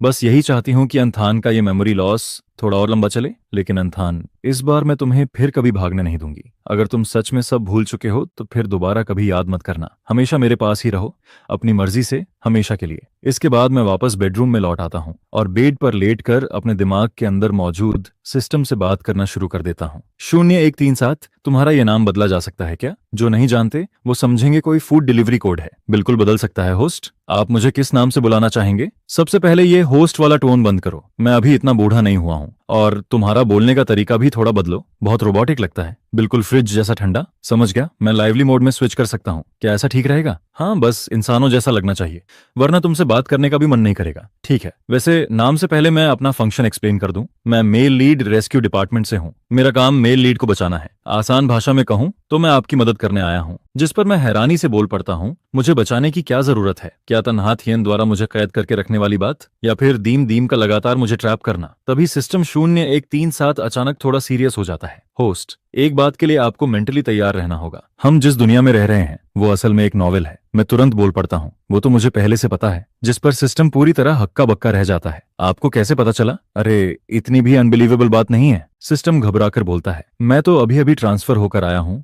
मैंने तो अभी तक कुछ बताया भी नहीं। क्या किसी और कैरेक्टर ने आपको स्क्रिप्ट लीक कर दी? मैं तुरंत जवाब देता हूँ, किसी ने कुछ लीक नहीं किया, मुझे कमेंट्स दिखाई देते हैं। ये सुनते ही सिस्टम कुछ सेकंड के लिए पूरी तरह साइलेंट हो जाता है। ओह, तो ये हमारी तरफ से बग था। कल जल्दीबाजी में मैं गलती से कमेंट फंक्शन ऑन छोड़ गया था, तो तुमने उन्हीं कमेंट्स के जरिए इस दुनिया को समझा जिस पर मैं सीधा मुंह बनाकर बोलता हूँ? बिल्कुल नहीं। उन कमेंट्स में या तो लोग कार्ड गेम खेल रहे होते हैं या फिर आपस में लड़ रहे होते हैं। कोई खास यूजफुल इन्फॉर्मेशन नहीं मिलती वहां से। मुझे बस इतना पता चला कि मैं किसी बेकार रोमांस नॉवल का मेल लीड हूँ। तान्या थियन विलेनस फीमेल लीड है और ऊपर से एक चीटिंग एडिक्ट फीमेल लीड भी है, जिस पर सिस्टम तुरंत विरोध करता है। लेकिन मैं आपको खुद को ऐसे इंसल्ट करने की परमिशन नहीं दूंगा। मेल लीड को कॉन्फिडेंट होना चाहिए, स्ट्रांग होना चाहिए। ये पूरी दुनिया आपके लिए बनी है। फीमेल लीड और फीमेल सपोर्टिंग कैरेक्टर दोनों को सीरियसली रिफ्लेक्ट करना चाहिए। मैं तुरंत मुंह बनाकर बोल पड़ता हूँ, तुम्हें सच में लगता है कि मैं इस दुनिया का सेंटर हूँ? फिर सारे रिसोर्सेज, कनेक्शंस और फायदे हमेशा फीमेल लीड के पास क्यों जाते हैं? और मेरी हालत देखो, मैं इतना दुबला हो चुका हूँ कि खुद अपनी हड्डियां चुभती हैं। जिस पर सिस्टम थोड़ा ऑकवर्ड होकर जवाब देता है, ये नॉवेल बहुत पुराने ट्रॉप वाला है, वही टॉक्सिक लव, अब्यूज, ट्रेजेडी और सफरिंग वाला स्टाइल। लेकिन अब ये ट्रेंड आउटडेटेड हो चुका है। नोवेल वर्ल्ड्स लगातार रिकार्निएट होते रहते हैं, लेकिन पिछले कुछ साइकिल से ये छोटा वर्ल्ड धीरे धीरे अपनी ओरिजिनल ट्रैजेक्टरी से बाहर जा रहा है। खासकर पिछले साइकिल में विलेनस पूरी तरह ब्लैकन हो गई थी। उसने सीधे फीमेल लीड को खत्म कर दिया और फिर आपके सामने खुद भी सुसाइड कर लिया। उसके बाद मेन कैरेक्टर पूरी तरह कोलैप्स हो गया और दुनिया को मजबूरी में रीस्टार्ट करना पड़ा। लेकिन इस बार के रीइंकार्नेशन में भी विलेनस की एक्शंस फिर अब नॉर्मल होती जा रही हैं। मैं तुरंत चौंक कर बीच में रोक देता हूँ। रुको, तुमने अभी क्या कहा? मैं मर गया था? मैं मेल लीड हूं ना, फिर मैं कैसे मर सकता हूँ? आखिर इस दुनिया का असली सेंटर कौन है? फीमेल लीड क्या ऑथर की असली बेटी है और मेल लीड कूड़े से उठाया हुआ बच्चा? जितना बोलता हूँ उतना ही गुस्सा बढ़ता जाता है। क्यों मरूं मैं? मुझे क्यों मरना पड़े? अगर मरना ही पड़ा तो उससे पहले उस ग्रीन टी बिच दीम दीम को भी साथ लेकर डूबूंगा। तभी सिस्टम 0-1-3-7 के अंदर अचानक वार्निंग अलार्म बजने लगते हैं। Alert alert, host alert alert. Host की इमोशंस अनस्टेबल हो रही हैं, जिस पर वो जल्दी से मुझे शांत कराने लगता है। होस्ट काम डाउन, हम यहाँ आपकी मदद करने आए हैं। हमारा काम आपको हैप्पी एंडिंग दिलाना है। मैं तुरंत तुनक कर बोलता हूँ, अगर तुम्हारा मतलब ओरिजिनल प्लॉट को वापस सीधा करके मुझे और डीएमडी को हैप्पी एंडिंग देना है तो उससे अच्छा मैं अभी जाकर उसे चाकू मार दूं। ऐसा डिस्गस्टिंग एंडिंग देखकर आखिर कौन खुश होगा? ऐसी औरत को पसंद ही कौन करेगा? ऑथर को इतना ही प्यार है उससे तो खुद उसके साथ जिंदगी गुजारे। जिस पर सिस्टम जल्दी से समझाने लगता है, calm down, male lead department का अथॉरिटी लेवल बहुत हाई है और वैसे भी अब वो टॉक्सिक एंडिंग वाला ट्रेंड खत्म हो चुका है। आप अपना एंडिंग खुद चूज कर सकते हैं, चाहे विलेनस को फाइनल विनर बनाइए या फिर अकेले रहने वाले कोल्ड मेल लीड का रास्ता चुन लीजिए। यह सुनकर मैं थोड़ा शांत होता हूँ। अब बात कुछ सुनने लायक लगी। मैं बस एक हैप्पी रियूनियन एंडिंग चाहता हूँ। फिर मैं थोड़ा सोच कर कहता हूँ, अब से तुम्हारा नाम डॉनवियन होगा, कैसा लगा? जिस पर सिस्टम खुशी से जवाब देता है, कोई प्रॉब्लम नहीं होस्ट, हमारा लक्ष्य ही परफेक्ट हैप्पीनेस है, आगे भी अच्छे से साथ काम करेंगे। मैं तुरंत अगला सवाल पूछता हूँ, लेकिन तुमने अभी तक ये नहीं बताया कि तुम्हारे फंक्शंस क्या हैं? तुम मेरी हेल्प कैसे करोगे? तुम्हारा वो कमेंट फंक्शन तो मदद कम इरिटेशन ज्यादा देता है। सारे लोग दिन भर लड़ते रहते हैं। जिस पर डॉनवियन तुरंत माफी मांगता है, सॉरी होस्ट, अभी बंद करता हूँ, बाद में अगर देखना चाहो तो सबकॉन्शियसनेस में जाकर खुद इनेबल कर सकते हो। इसके अलावा आपको मेन मिशंस पूरे करने होंगे। हर स्टेज कंप्लीट होने पर रिवॉर्ड्स अनलॉक होंगे। सबसे बड़ा अंतिम रिवॉर्ड है सफेद बालों तक साथ निभाने वाला प्यार। अगर आपके पास लवर ना भी हो तब भी अकेले शांति से बूढ़े होने तक जीना अपने आप में एक ग्रैंड रिवॉर्ड माना जाएगा। मैं थोड़ा सस्पिशियस होकर पूछता हूँ, और अगर मेरी किस्मत खराब हुई और जिस इंसान को मैं चुनूं वही मुझे बिट्रे कर दे? जिस पर डॉनवियन तुरंत जवाब देता है, तो आप किसी भी समय पार्टनर बदल सकते हैं। नया चुना गया इंसान उसी रिवॉर्ड इनहेरिटेंस को आगे कैरी करेगा। मेल लीड सिस्टम हमेशा मेल लीड को फर्स्ट प्रायोरिटी देता है। यह सुनकर मैं काफी सेटिस्फाइड महसूस करता हूँ, लेकिन फिर मेरे दिमाग में एक और सवाल आता है। 2 दिन पहले तक मैं यूनिवर्सिटी स्टूडेंट था, फिर अचानक अब मैं 4 साल से मैरिड कैसे हूँ? ये आखिर हुआ कैसे? जिस पर डॉनवियन ऑकवर्ड होकर हंसता है। वो पहले मेरी एक्सप्लेनेशन सुनिए। स्टोरी शुरू होने के समय मैं आपको मेन हेडक्वार्टर्स लेकर गया था ताकि सर्वर कनेक्शन किया जा सके। आखिर नॉवेल कैरेक्टर्स को पूरी कहानी की अवेयरनेस नहीं होती, लेकिन अपग्रेड प्रोसेस में मैंने थोड़ा ज्यादा टाइम ले लिया। असल में हमें यहाँ 6 साल पहले पहुंचना चाहिए था, लेकिन हेडक्वार्टर्स का इंटरनेट बहुत लैग कर रहा था, जिससे मेरा अपग्रेड डिले हो गया। वहां का एक दिन इस छोटे वर्ल्ड के 1 साल के बराबर होता है। मैंने सोचा था ज्यादा से ज्यादा हम तुम्हारी शादी के समय लौटेंगे, लेकिन लौटते लौटते हालत इससे भी खराब हो गई। मैं तुरंत माथा पकड़ लेता हूँ। मैं खुद यूनिवर्सिटी स्टूडेंट हूँ और तुम भी। ऊपर से तुम्हारा सिस्टम इतना यूजलेस निकला। आखिर अपग्रेड में कर क्या रहे थे? जिस पर डॉनवियन थोड़ा शर्मिंदा होकर बोलता है, मैं इसी साल सिस्टम यूनिवर्सिटी से ग्रेजुएट हुआ हूँ। और आप मेरे पहले होस्ट हैं। मैं तुरंत शॉक्ड होकर चीख पड़ता हूँ, क्या तुम भरोसेमंद हो भी या नहीं? अब तो मुझे तुम्हारी कैपेबिलिटी पर सीरियसली डाउट होने लगा है। लेकिन डॉन वियन पूरी सिंसेरिटी से जवाब देता है, मुझे खुद पर भरोसा है, मैं गारंटी देता हूँ कि आपको हैप्पीनेस मिलेगी। मैं कुछ देर चुप रहता हूँ, फिर धीरे से पूछता हूँ, तो इन 6 सालों में क्या मैं एग्जिस्ट करता था? जिस पर वो समझाता है, बिल्कुल, ये वर्ल्ड हमेशा से आपके साथ मौजूद था और नॉवेल प्लॉट के हिसाब से चलता रहा। इन 6 सालों तक वर्ल्ड प्रोग्राम खुद ऑटोमेटिकली चलता रहा, इंसानों की भाषा में कहें तो ऑटो प्ले मोड। यह सुनकर मैं और कंफ्यूज्ड हो जाता हूँ। अगर सब ऑटो मोड में चल सकता था तो फिर मेरी जरूरत ही क्या थी? लॉजिक से देखें तो कहानी में मैं वैसे ही बिहेव करता, ऑटो मोड भी वही रूट फॉलो कर रहा था, तो फिर मेरे और उस ऑटो वर्जन में फर्क क्या है? ऊपर से वो सब एक्शंस मेरी असली पर्सनालिटी से बिल्कुल अलग हैं। वो चीजें मैं कभी नहीं कर सकता। जिस पर डॉन वियन धीरे से जवाब देता है, डिफरेंस ये है कि ऑटो कंट्रोल्ड बॉडी को दर्द महसूस नहीं होता, ना इमोशंस होते हैं ना थॉट्स, लेकिन आपको होते हैं। मैं तुरंत जोर से बोल पड़ता हूँ, अगर मेरे पास इमोशंस और थॉट्स हैं तो मैं इतनी स्टूपिड चीजें कभी नहीं करता। मत कहो कि वो मैं था, वो बिल्कुल मैं नहीं था। दूसरे लोग स्क्रिप्ट खत्म करके लॉग आउट कर जाते हैं, लेकिन तुम अलग हो। तुम्हारा बिगिनिंग और एंडिंग दोनों प्लॉट से फ्री हैं। सिर्फ बीच का हिस्सा जबरदस्ती कंट्रोल किया गया था। जिसे लोग मैनिपुलेट कर रहे थे वो असली मैं नहीं था, वो बस लकड़ी की कठपुतली थी। वो स्क्रिप्ट के हिसाब से जी रहा था, अपनी मर्जी से नहीं। स्टोरी वाला मैं और अभी वाला मैं दोनों पूरी तरह अलग इंसान हैं। उसकी सोच और एक्शंस को मैं बिल्कुल समझ नहीं सकता। बार बार मुझसे बेवकूफियां करवाना, 1-2 बार तक तो ठीक है, लेकिन हर बार एक जैसी स्टुपिडिटी करना इम्पॉसिबल है। जिस पर डॉन वियन धीरे से कहता है, अगर आपको लगता है कि स्क्रिप्ट वाला इंसान आप नहीं थे तो ये बिल्कुल नॉर्मल बात है। जो इंसान स्क्रिप्ट के बंधन में बंधकर मर गया था वो असल में तुम्हारा रियल रूप था ही नहीं। सिर्फ वही रूप जहां तुम अपनी मर्जी से आजाद होकर जीते हो, वही तुम्हारा रियल सेल्फ है। चाहे कुछ भी हो जाए, मैं उन 6 सालों को कभी अपना नहीं मानूंगा। सच में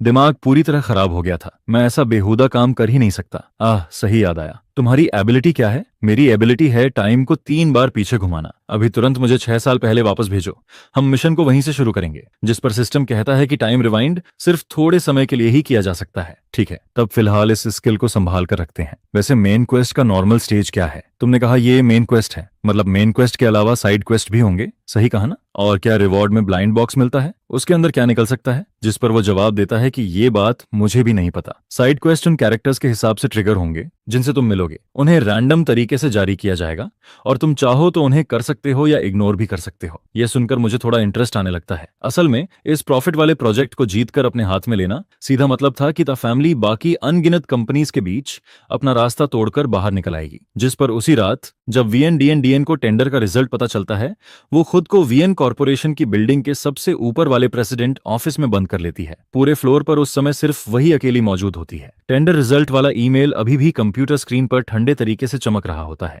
और हर एक वर्ड उसकी आंखों में सुई की तरह चुभता रहता है। जिसके बाद वो धीरे से उठती है और floor to ceiling glass window के सामने जाकर हाई सिटी का चमकता हुआ नाइट व्यू देखने लगती है। वो जमीन जिसे वो पहले से अपनी कमर्शियल टेरिटरी का हिस्सा मान चुकी थी, अब जैसे उसकी नाकामी का मजाक उड़ा रही होती है। जिस पर वो पागलों की तरह सामान तोड़ना शुरू कर देती है। काफी देर तक गुस्सा निकालने के बाद वो हांफते हुए उस बिखरे हुए ऑफिस के बीच खड़ी रहती है।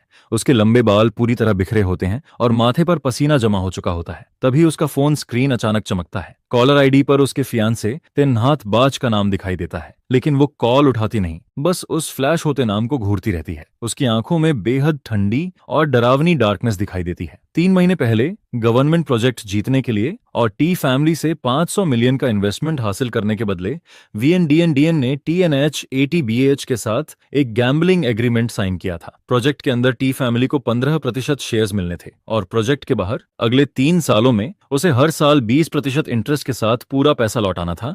साथ ही अपनी खुद की 8% ओरिजिनल शेयर्स को मॉर्गेज भी रखना था। इतना ही नहीं, उसने अपने पिता वीएन फोंग थाई के सामने मिलिट्री ऑर्डर तक साइन कर दिया था। हालांकि वीएन फोंग थाई अब फ्रंट लाइन से हट चुका था, लेकिन इस सेकंड टियर पावर सर्कल में सिर्फ ताकत को रिस्पेक्ट मिलता था। फैमिली फीलिंग्स की किसी को परवाह नहीं थी। ऊपर से घर में पहले ही बहुत सारे बच्चे थे और बाहर भी नाजायज औलादों की भरमार थी।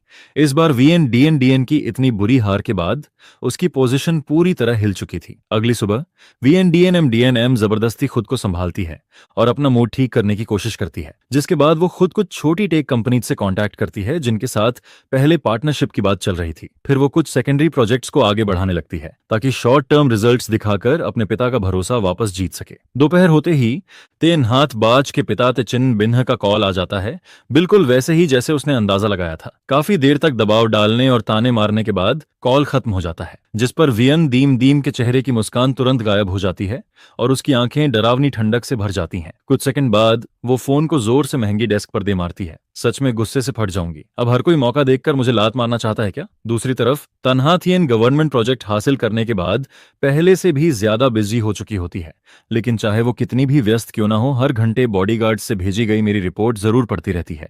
वो रिपोर्ट मेरे घर के हालात के बारे में होती है। 3 घंटे बीत चुके होते हैं, लेकिन मैं अभी तक अपने रूम से एक कदम भी बाहर नहीं निकला होता। तन्हा थियन हमेशा से मेरी सबसे ज्यादा चिंता करती आई है, जिस पर उसके दिल में धीरे धीरे शक पैदा होने लगता है। बच्चे अगर जरूरत से ज्यादा शांत रहें तो जरूर कुछ गड़बड़ कर रहे होते हैं, इसलिए वो तुरंत बॉडीगार्ड को दरवाजा नॉक करने और विला जाकर देखने का ऑर्डर देती है। यंग मास्टर, आप अंदर हैं क्या? जिस पर मैं गेम खेलते हुए जवाब देता हूँ, मैं गेम खेल रहा हूँ। क्या हुआ? बॉडीगार्ड तुरंत रिपोर्ट करता है, यंग मास्टर रूम में गेम खेल रहे हैं, कोई प्रॉब्लम नहीं है। यह सुनकर ही तन्हा थियन चैन की सांस लेती है।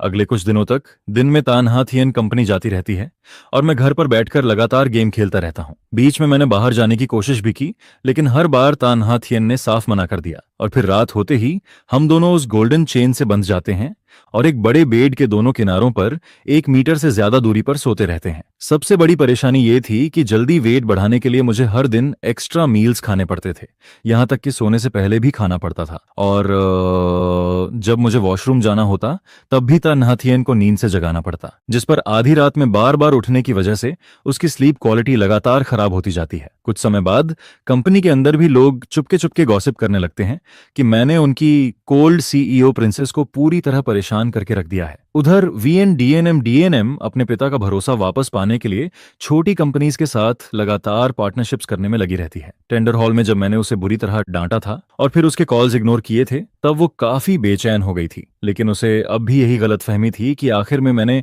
तन्हा थियन को रोककर उसकी मदद की थी, इसलिए उसे यकीन था कि मेरे दिल में अब भी उसकी जगह बाकी है। उसे लगता था कि मैं बस थोड़ा नाराज हूं, लेकिन अफसोस उसके नीचे काम करने वाले लोग इतने निकम्मे निकले कि चाहे तन्हा थियन आती या नहीं, वो प्रोजेक्ट फिर भी उसके हाथ से निकल ही गया। इसके बाद जब उसे पता चला कि उसकी मदद करने की वजह से मुझे हॉस्पिटल तक जाना पड़ा, तब वो फुर्सत निकालकर फेक कंसर्न वाले मैसेजेस भेजने लगती है, लेकिन मैं एक का भी रिप्लाई नहीं करता, जिस पर उसे लगने लगता है कि शायद किसी ने मेरी फ्रीडम रिस्ट्रिक्ट कर दी है, इसलिए मेरा कॉन्टैक्ट टूट गया और फिर वो मेरे पुराने नंबर पर लगातार मैसेजेस भेजती रहती है। फिलहाल उन्हें सेव रहने देता हूँ, बाद में सबूत की तरह इस्तेमाल करूंगा। देखा जाए तो इस दुनिया में आए मुझे आधा महीना हो चुका था। शुरुआत का वो नया और एक्साइटिंग एहसास अब इस कैद जैसी जिंदगी ने पूरी तरह खत्म कर दिया था। हर सुबह आंख खुलते ही वही शानदार लेकिन ठंडा बेडरूम नजर आता है। मैं शॉर्ट वीडियो स्क्रॉल करता रहता हूँ, दूसरों की रंगीन जिंदगी देखता रहता हूँ और इतना फोन चलाता हूँ कि उंगलियां तक दर्द करने लगती हैं। आखिरकार मैं बेड पर ढेर होकर फोन को एक तरफ फेंक देता हूँ और सिस्टम को आवाज लगाता हूँ, ओए सिस्टम, ये मेन क्वेस्ट और साइड क्वेस्ट आखिर ट्रिगर होंगे भी या नहीं? मुझे तो किसी इंसान की शक्ल तक देखने को नहीं मिल रही। हर दिन रूम में बंद होकर गेम खेलते खेलते अब मेरा दिमाग खराब होने लगा था। मुझे तो सच में डिप्रेशन होने वाला है। जिस पर सिस्टम कहता है, होस्ट क्यों ना हम चुपके से बाहर भाग चलें। मैं तुरंत जवाब देता हूँ, बाहर भागना मतलब फिर से ओरिजिनल प्लॉट को फॉलो करना हुआ ना। ओरिजिनल स्टोरी यही थी कि तन्हा थियन मुझे ऐसे कैद करके रखती है, फिर मैं भागता हूँ, उसके बाद वियन दीम दीम मुझे इस्तेमाल करके हर्ट करती है और आखिर में तन्हा थियन फिर से मुझे पकड़कर वापस ले आती है। ऊपर से अभी मेरी बॉडी इतनी कमजोर है कि कहीं बाहर गया तो सीधे मर ही जाऊंगा। यह सुनकर सिस्टम भी चुप हो जाता है। तुम्हारी बात में लॉजिक तो है, तब फिलहाल बॉडी रिकवरी पर फोकस करो। आखिर हेल्थ ही सबसे बड़ी पूंजी है। कोई भी मिशन करना हो उसके लिए मजबूत बॉडी चाहिए। और फिर अचानक उसे कुछ याद आता है, ओह हाँ, बॉडी रिकवरी की बात चली है तो याद आया, अगर तुम अपना वेट नॉर्मल लेवल तक वापस ले आते हो तो इसे हैप्पीनेस गोल का फर्स्ट स्टेज कंप्लीट माना जाएगा। मैं चौंक कर बोलता हूँ, क्या मतलब? सिर्फ बॉडी ठीक करना भी गोल कंप्लीट माना जाएगा? जिस पर सिस्टम समझाता है, बिल्कुल, हैप्पी एंडिंग की शुरुआत हेल्दी बॉडी और हेल्दी माइंड से होती है। मैं फिर पूछता हूँ, तो हेल्दी की डेफिनेशन क्या है? कम से कम तुम्हारे बेसिक स्टैट्स नॉर्मल होने चाहिए, कोई बीमारी नहीं होनी चाहिए, और अभी तुम्हारे लिए सबसे जरूरी है जल्दी से बॉडी में फ्लैश वापस लाना। मैं बेबस होकर बोलता हूँ, मैं आधे महीने से लगातार खा रहा हूँ, तब जाकर मुश्किल से 1-2 किलो बढ़ा है। सिस्टम तुरंत जवाब देता है, तुम्हारी हाइट 1.88 मीटर है, कम से कम 70 किलोग्राम तो होना ही चाहिए, इससे नीचे तो तुम पूरे स्केलेटन लगते हो। जिस पर मैं नीचे झुककर अपनी सूखी बॉडी को देखता हूँ और चुपचाप सिर हिला देता हूँ, फिर फोन को एक तरफ फेंक कर मन ही मन फैसला करता हूँ, लगता है अब और ज्यादा खाना ठूंसना पड़ेगा। इसके बाद मैं धड़धड़ाते हुए नीचे किचन की तरफ भागता हूँ। मावू, आज से मेरे लिए एक्स्ट्रा न्यूट्रिशन वाला खाना बनाना, जो भी चीज बॉडी के लिए फायदेमंद हो सब बना देना। जिस पर माँ वो मुस्कुराकर कहती है, यंग मास्टर चिंता मत करो, मैं आपको इतना ताकतवर बना दूंगी कि पहचान नहीं पाओगे। लेकिन लगता है माँ वो ने मेरी बात का मतलब थोड़ा ज्यादा ही अलग समझ लिया था। रात के डिनर टेबल पर मैं सामने रखे ढेर सारे डिलीशियस फूड को देखकर सीधे टूट पड़ता हूँ। वहीं दूसरी तरफ तान्हा थिएन की नजर धीरे धीरे पूरे टेबल पर घूमती है। ग्रिल्ड ऑनियस्टर, मीडियम रेयर स्टेक, ताजी डीप सी फिश, हरे प्याज वाला egg dish, special chicken soup और साथ में वुल्फ बेरी टी तक रखी हुई थी। पूरा मेन्यू देखकर साफ लग रहा था कि ये पूरा मसल गेन पैकेज है। जिस पर मावू समझाती है, मिस आपने ही तो आफ्टरनून में खास इंस्ट्रक्शन दिया था। यंग मास्टर ने कहा कि अब से उन्हें बॉडी नरिशमेंट वाला खाना चाहिए। यह सुनकर तान्हा थिएन के होंठ हल्के से फड़कते हैं। फिर वो मेरी तरफ देखती है और मैं तो पूरी दुनिया भूलकर खाने में लगा हुआ था। एक हाथ में ऑयस्टर पकड़कर सूप पी रहा था और दूसरे हाथ से स्टेक काट काट कर मुंह में भर रहा था। तान्हा थिएन आंखें बंद करके गहरी सांस लेती है, फिर हाथ के इशारे से माँ वू को बाहर भेज देती है। डाइनिंग रूम में अब सिर्फ कटोरियों की हल्की आवाज और मेरे लगातार चबाने की आवाज गूंज रही होती है। वो धीरे से पूछती है, इतना स्वादिष्ट है क्या? मैं तुरंत चमकती आंखों से जवाब देता हूँ, बहुत स्वादिष्ट। माँ वो की कुकिंग तो गॉड लेवल है। ये सूप तो कमाल का है। इतना बोलकर मैं बिना इमेज की परवाह किए सीधे गूज मीट उठाकर खाने लगता हूँ। तान्हा थिएन बस चुपचाप मुझे देखती रहती है। इस समय मेरी आंखों में सिर्फ खाने के लिए प्योर लव दिखाई दे रहा होता है, बाकी किसी चीज का नामो निशान तक नहीं था। जिस पर उसे अचानक एहसास होता है कि वो अभी जो बेकार की डार्क थॉट्स सोच रही थी, शायद वो जरूरत से ज्यादा सोच रही थी। इसके बाद वो भी धीरे से चॉपस्टिक्स उठाकर खाना शुरू कर देती है। मैं तुरंत बोलता हूँ, तुम भी जल्दी खाओ, इतना सारा खाना है, अगर नहीं खाओगी तो मैं सब खत्म कर दूंगा। यह बोलकर मैं अपने लिए फिर से सूप का बड़ा बाउल भर लेता हूँ। अब मैं पूरी सीरियसनेस के साथ वेट गेन मिशन पूरा करना चाहता था। दूसरी तरफ तान्हा थिएन मुझे ऐसे खाते हुए देखती है जैसे कोई ड्रैगन सब निकल रहा हो। उसकी आईलिड्स लगातार फड़कने लगती हैं। फिर वो कैजुअल तरीके से बोलती है, थोड़ा धीरे खाओ, ऐसे खाना मत ठूंसो, पिछली बार की तरह फिर हॉस्पिटल मत पहुंच जाना। लेकिन मैं अंदर से बहुत खुश था। मैं तो बस यही कैलकुलेशन कर रहा था कि आज की मील से कितने ग्राम फ्लैश और बढ़ेंगे। उधर सिस्टम भी लगातार मेरी कैलोरी इंटेक मॉनिटर कर रहा होता है। फिलहाल सब कुछ सेफ लिमिट के अंदर था, जिस पर मैं और निश्चिंत होकर फिर से ग्रीन ऑनियन फ्राइड एग उठाकर खाने लगता हूँ। मुझे इतने मजे से खाते देखकर तान्हा थिएन का मूड भी काफी अच्छा हो जाता है। धीरे धीरे रात गहराने लगती है। वो मुझसे 1 मीटर से भी कम दूरी पर बेड के दूसरी तरफ लेटी होती है, लेकिन आज उसकी बॉडी टेम्परेचर थोड़ा ज्यादा महसूस हो रहा था। उसका माइंड भी हल्का हल्का डिस्टर्ब होने लगता है। हाल के दिनों में कियो थान का बिहेवियर सच में ऐसा लग रहा था जैसे उसने सब कुछ भूल चुका हो। पिछले कई सालों की बातें किसी एक्टिंग की तरह नहीं लग रही थीं। इतनी लंबी दूरी और कोल्डनेस कोई इंसान फेक नहीं कर सकता और ना ही इतना रियल दिखा सकता है। जिस पर तान्हा थिएन का मन अनजाने में उन दिनों की तरफ लौटने लगता है जब वो 20 साल की भी नहीं हुई थी। वो खूबसूरत यूथ वाले दिन जिन्हें वो बहुत पहले पीछे छोड़ चुकी थी। जो फीलिंग्स उसने समझा था कि खत्म हो चुकी हैं, वो अब फिर से धीरे धीरे जागने लगी थी। इतने सारे डिसअपॉइंटमेंट के बाद भी मेरे अंदर की सिंसियरिटी देखकर उसका दिल फिर से तेज धड़कने लगता है। लेकिन मुझे उसके दिल की इन उथल पुथल का जरा भी अंदाजा नहीं था। शुरुआत में मैं उसके साथ एक रूम और एक बेड शेयर करने को लेकर काफी रेसिस्टेंट था, लेकिन आधा महीना साथ रहने के बाद मुझे धीरे धीरे यकीन होने लगा कि तान्हा थिएन बस मुझे वियन दीम दीम से दूर रखना चाहती है और मेरी सेफ्टी प्रोटेक्ट करना चाहती है। इसके अलावा उसके मन में शायद कोई और हिडन इंटेंशन नहीं थी। ऐसे ही देखते देखते हमें साथ रहते हुए पूरा 1 हफ्ता गुजर जाता है। क्योंकि मैं हर दिन काफी ज्यादा खा रहा था, इसलिए मेरा वेट भी साफ तौर पर बढ़ने लगा था। पहले जो हाथ पैर बिल्कुल सूखे हुए लगते थे, उनमें अब थोड़ा फ्लैश वापस आने लगा था। एक सुबह मैं चुपके से इलेक्ट्रॉनिक स्केल पर चढ़ता हूँ। जैसे ही वेट 55 किलोग्राम पर रुकता है, मैं खुद को रोक नहीं पाता और गर्व से मुस्कुरा उठता हूँ। फिर मिरर के सामने खड़े होकर खुद को अलग अलग एंगल से देखने लगता हूँ। लेकिन दूसरी तरफ जो तान्हा थिएन हर दिन मेरे साथ लेवल अप कर रही थी, उसके अंदर जैसे कोई आग धीरे धीरे भड़कने लगी थी। वो आग रात में उसे बेचैन कर देती थी। आखिर उसकी हेल्थ कोई कमजोर नहीं थी और धीरे धीरे वही फीलिंग उसके लिए एक साइलेंट टॉर्चर बनती जा रही थी। वो अक्सर आधी रात में अचानक जाग जाती और कमरे की हल्की रोशनी में चुपचाप मुझे सोते हुए देखती रहती, जबकि मैं इन सब बातों से पूरी तरह बेखबर था। मुझे ऐसे बेफिक्र सोते देखकर उसके दिल की वो जलती हुई फीलिंग्स आखिरकार एक लाचार सांस में बदल जाती हैं। शायद अभी धीरे धीरे आगे बढ़ना ही बेहतर होगा। वो ना तो मुझे जगाने की हिम्मत कर पा रही थी, ना ही ठंडे पानी से नहाकर खुद को जबरदस्ती शांत कर पा रही थी, और ना ही मुझसे खुलकर अपनी हालत के बारे में कुछ कह पा रही थी। और फिर एक और लंबी रात गुजरने लगती है। वही जलती हुई बेचैनी फिर से उसके अंदर उमड़ पड़ती है, बल्कि इस बार पहले से भी ज्यादा तीव्र, जिस पर तान्हा थिएन के माथे पर हल्का पसीना उभर आता है। वो धीरे से ब्लैंकेट हटाती है, फिर चाबी निकालकर अपने हाथ की हैंडकफ खोल देती है। उधर मैं गहरी नींद में था, लेकिन आदत से मजबूर होकर करवट बदलते हुए उसके और करीब लुढ़क जाता हूँ। मेरा हाथ सीधे उसकी बांह की स्किन को छू जाता है, जिस पर तान्हा थिएन ऐसे घबरा जाती है जैसे किसी ने उसके दिल पर अटैक कर दिया हो। वो लगभग भागते हुए बाथरूम की तरफ दौड़ पड़ती है ताकि अपने दिमाग में चल रहे उन अजीब थॉट्स को किसी तरह शांत कर सके। अगली सुबह जब मैं उठता हूँ, मुझे रात की किसी भी बात का जरा सा अंदाजा नहीं होता। मैं हमेशा की तरह नीचे जाकर ब्रेकफास्ट खाने लगता हूँ। टिया तान्या थियन मुझे हर दिन थोड़ा हेल्थी होते देख अंदर ही अंदर काफी खुश होती है, जिस पर मैं अचानक बोल पड़ता हूँ, नहा थियन, घर में रह रहकर अब बोर हो गया हूँ। मैं बाहर जाना चाहता हूँ और मुझे लगता है कि अब मुझे कोई जॉब भी ढूंढ लेनी चाहिए। हर दिन तुम्हारे घर में पड़े रहना अच्छा नहीं लग रहा। यह सुनकर तान्हा थियन अचानक हंस पड़ती है। तुम सच में पहले जैसे ही हो। जब खुद को कोसना शुरू करते हो तो किसी को नहीं छोड़ते, यहाँ तक कि खुद को भी नहीं। फिर वो थोड़ा सीरियस होकर कहती है, तुम जानते हो ना कि मैं तुम्हें बाहर नहीं जाने देना चाहती। मैं तुरंत मुंह फुलाकर बोलता हूँ, लेकिन मैं घर में सड़ने वाला हूँ। मैं कोई वो वाला कियूथान नहीं हूँ जो किसी लड़की के लिए मरने मारने पर उतर आए। मैं तो 20 साल वाला कियूथान हूँ। मैं आगे बढ़ना चाहता हूँ, मेहनत करना चाहता हूँ, पॉजिटिव जिंदगी जीना चाहता हूँ। मुझे जॉब चाहिए, चाहे कोई भी काम हो। नहीं आता तो सीख लूंगा, लेकिन मैं हर समय तुम्हारे घर में पाला जाने वाला पेट नहीं बनना चाहता। अभी तो खुद को इंसान से ज्यादा डॉग या कैट जैसा फील कर रहा हूँ। जिस पर सिस्टम तुरंत एक्साइटेड होकर बोल पड़ता है, होस्ट, अभी आप इतने कूल लग रहे हो। यही तो आपका रियल रूप है।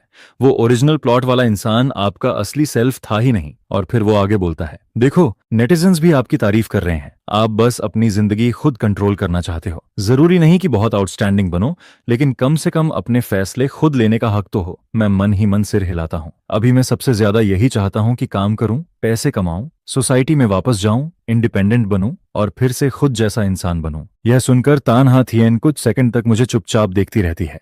उसकी आंखों में हल्की नॉस्टैल्जिया उभर आती है। मैंने बहुत सालों बाद तुम्हारा ये रूप देखा है। और फिर अचानक बोल पड़ती है, ठीक है, तुम मेरे असिस्टेंट बनोगे, हर दिन मेरे साथ रहोगे, कोई दूसरा ऑप्शन नहीं है। मैं तुरंत मुंह बनाकर बोलता हूँ, नहा थियन, तुम फिर से अनहैप्पी लग रही हो। अपना एक्सप्रेशन देखो जरा, तुम्हारी आंखें भी डरावनी हो गई हैं। अच्छा ठीक है, मान गया, तुम्हारा असिस्टेंट बन जाऊंगा। मैं जानबूझकर ड्रामा करते हुए बोलता हूँ, वैसे दिन के 24 घंटे तुम्हारे साथ रहना सोचकर ही घुटन हो रही है। अब खुश? जिस पर वो धीरे से जवाब देती है, मैं ऐसा सिर्फ इसलिए कर रही हूँ क्योंकि मुझे डर है कि तुम मुझे धोखा देकर भाग जाओगे, कहीं जॉब का बहाना बनाकर फिर से उस VNDN के पास ना चले जाओ और फिर वही ड्रामा शुरू हो जाए जहां मुझे तुम्हें बचाने भागना पड़े। यह सुनकर मुझे अचानक सिस्टम की वो बात याद आती है जिसमें उसने बताया था कि पिछले टाइमलाइन में VNDN को खुद खत्म करने के बाद द NHTN भी मेरे पीछे चली गई थी। सच कहूं तो मुझे आज तक समझ नहीं आया कि तन्हा थियन आखिर मुझसे इतना प्यार कैसे कर बैठी। हमारी रिलेशनशिप तो हमेशा नॉर्मल ही थी। अभी भी ब्रेकफास्ट करते करते हम झगड़ पड़ते हैं। पूरे 20 सालों में यही होता आया था। दो बातें ठीक से नहीं होती थीं कि लड़ाई शुरू हो जाती थी, फिर थोड़ी देर बाद वापस पैचअप भी हो जाता था। मैं चाहे जितना सोचूं, समझ ही नहीं पाता कि उसने इतना एक्सट्रीम फैसला क्यों लिया। कहीं तन्हा थियन भी उस ग्रीन टी बिच वियन दीम दीम जैसी तो नहीं, जो इंसान के मरने के बाद ही अपनी फीलिंग्स समझ पाती है। जिस पर मैं आखिर हार मानकर बोल देता हूँ, ठीक है, असिस्टेंट बनना है तो बन जाता हूँ। इसके बाद जब ब्लैक लग्जरी कार धीरे धीरे तक ग्रुप के सामने रुकती है, तब आसपास आते जाते एम्प्लॉयज अनजाने में अपनी चाल धीमी कर देते हैं। कार का दरवाजा खुलता है और बाहर उतरती है उनकी आइस क्वीन CEO तन्हा थियन। हमेशा की तरह उसका एक्सप्रेशन ठंडा और दबाव भरा होता है, लेकिन अगले ही पल सभी की नजरें उसके पीछे उतरते हुए मुझ पर टिक जाती हैं, जिस पर पूरे माहौल में हलचल मच जाती है। तन्हा थियन आसपास के लोगों की नजरों की बिल्कुल परवाह नहीं करती। वो सीधे मेरा हाथ पकड़ती है और मुझे लेकर CEO प्राइवेट एलिवेटर की तरफ बढ़ जाती है। उधर एम्प्लॉयज के बीच गॉसिप एक्सप्लोजन शुरू हो जाता है। कुछ लोग तो तुरंत फोन निकालकर कंपनी गॉसिप ग्रुप में मैसेजेस उड़ाने लगते हैं। अरे ये क्या हो रहा है? वो आदमी कियूथान नहीं है क्या? वही जो पहले हमेशा DNM के पीछे पागल घूमता था और मैडम था उसे कंपनी लेकर आई है। ये तो बड़ा मसालेदार मामला लग रहा है। इसी बीच एलिवेटर डिंग की आवाज के साथ खुलता है। सबसे पहले तान्या थियन बाहर निकलती है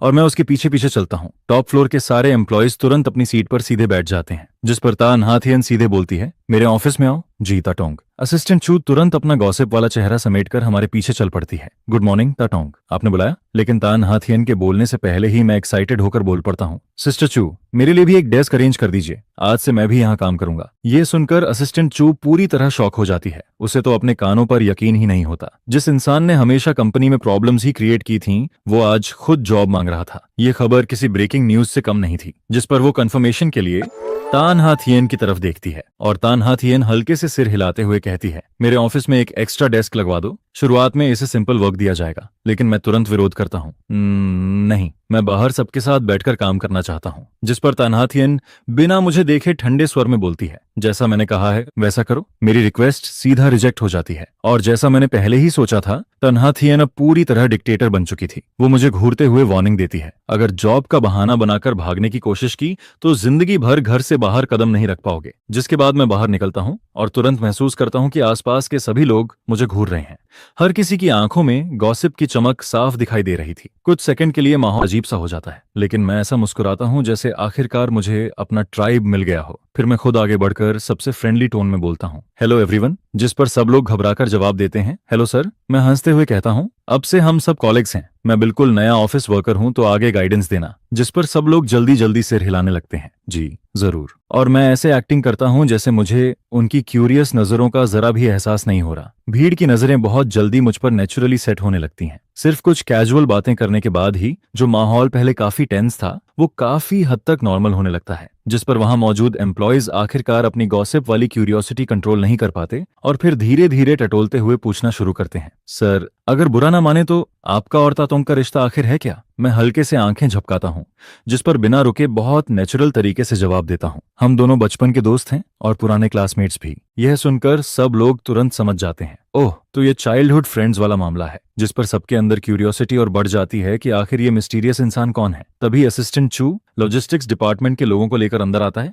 और उनके साथ नया ऑफिस डेस्क, चेयर और एकदम ब्रांड न्यू कंप्यूटर सेटअप भी होता है। वो लोग इधर आते हैं और देखते हैं कि मैं एम्प्लॉयज के बीच घिरा हुआ खड़ा हूँ, जिस पर असिस्टेंट चू तुरंत रुक जाता है और बहुत रिस्पेक्टफुल टोन में बोलता है, कोजिया आप अभी तक ताटोंग के ऑफिस में क्यों नहीं गए? उसका ये को गिया कहना ऐसा लगता है जैसे शांत झील में किसी ने बड़ा पत्थर फेंक दिया हो। पूरे ऑफिस के लोगों के दिल में तूफान उठने लगता है, माहौल एकदम साइलेंट हो जाता है। क्या ये वही लेजेंडरी को गिया है जिसका रिश्ता तातोंग के साथ बेहद खराब बताया जाता है? सोचने वाली बात भी थी, आखिर ता नहा थियन जैसी वुमन के साथ ओपनली खड़ा होने वाला आदमी और कौन हो सकता था? लेकिन उन्हें भले बिल्कुल अंदाजा नहीं था कि उस समय सीईओ ऑफिस के स्पेशल वन वे ग्लास के पीछे तन्हा थियन चुपचाप मुझे ऑब्जर्व कर रही होती है। उसकी नजरें शीशे के पार सीधे मुझ पर टिकी रहती हैं। उसकी आंखों में बेहद कॉम्प्लिकेटेड इमोशंस घूम रहे होते हैं, थोड़ा डाउट, थोड़ा ऑब्जर्वेशन और थोड़ा पॉजिटिवनेस, जिसे वो जबरदस्ती दबाने की कोशिश कर रही होती है। हाल ही में अनथान सच में बहुत ओबीडियंट हो गया है, यहाँ तक कि उसके अंदर फिर से 20 साल की उम्र वाली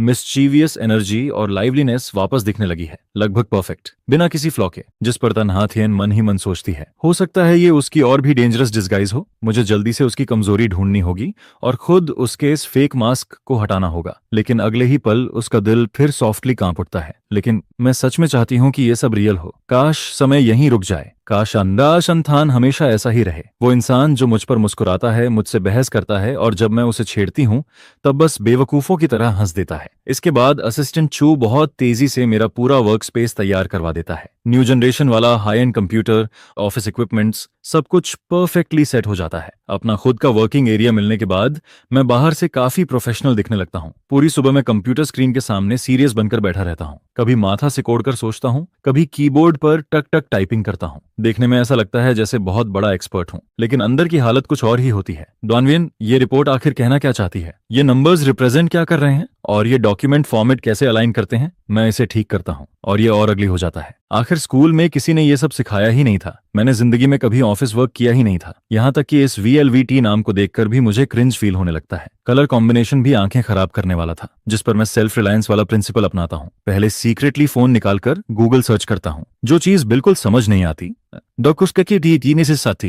उसके लिए तुरंत डॉन वियन को कॉल करके रिमोट गाइडेंस मांगता हूँ। पूरा दिन स्ट्रगल करते करते निकल जाता है, लेकिन आखिरकार मैं कुछ बेसिक टास्क्स कंप्लीट कर ही लेता हूँ। इसके बाद तन्हा थियन मेरे सबमिट किए हुए डॉक्यूमेंट्स प्रिंट करवाती है और पेन से कुछ जगह हल्के हल्के टैप करते हुए समझाने लगती है, यहाँ लॉजिक गलत है, यहाँ डेटा रेफरेंस एक्यूरेट नहीं है और ये फॉर्मेटिंग भी कंपनी स्टैंडर्ड्स के हिसाब से नहीं है। मैं उसके पास झुककर ध्यान से सुनने लगता हूँ। उसकी आवाज बहुत सॉफ्ट और पेशेंट होती है, जिस पर मैं धीरे धीरे उसकी थिंकिंग प्रोसेस में खोने लगता हूँ।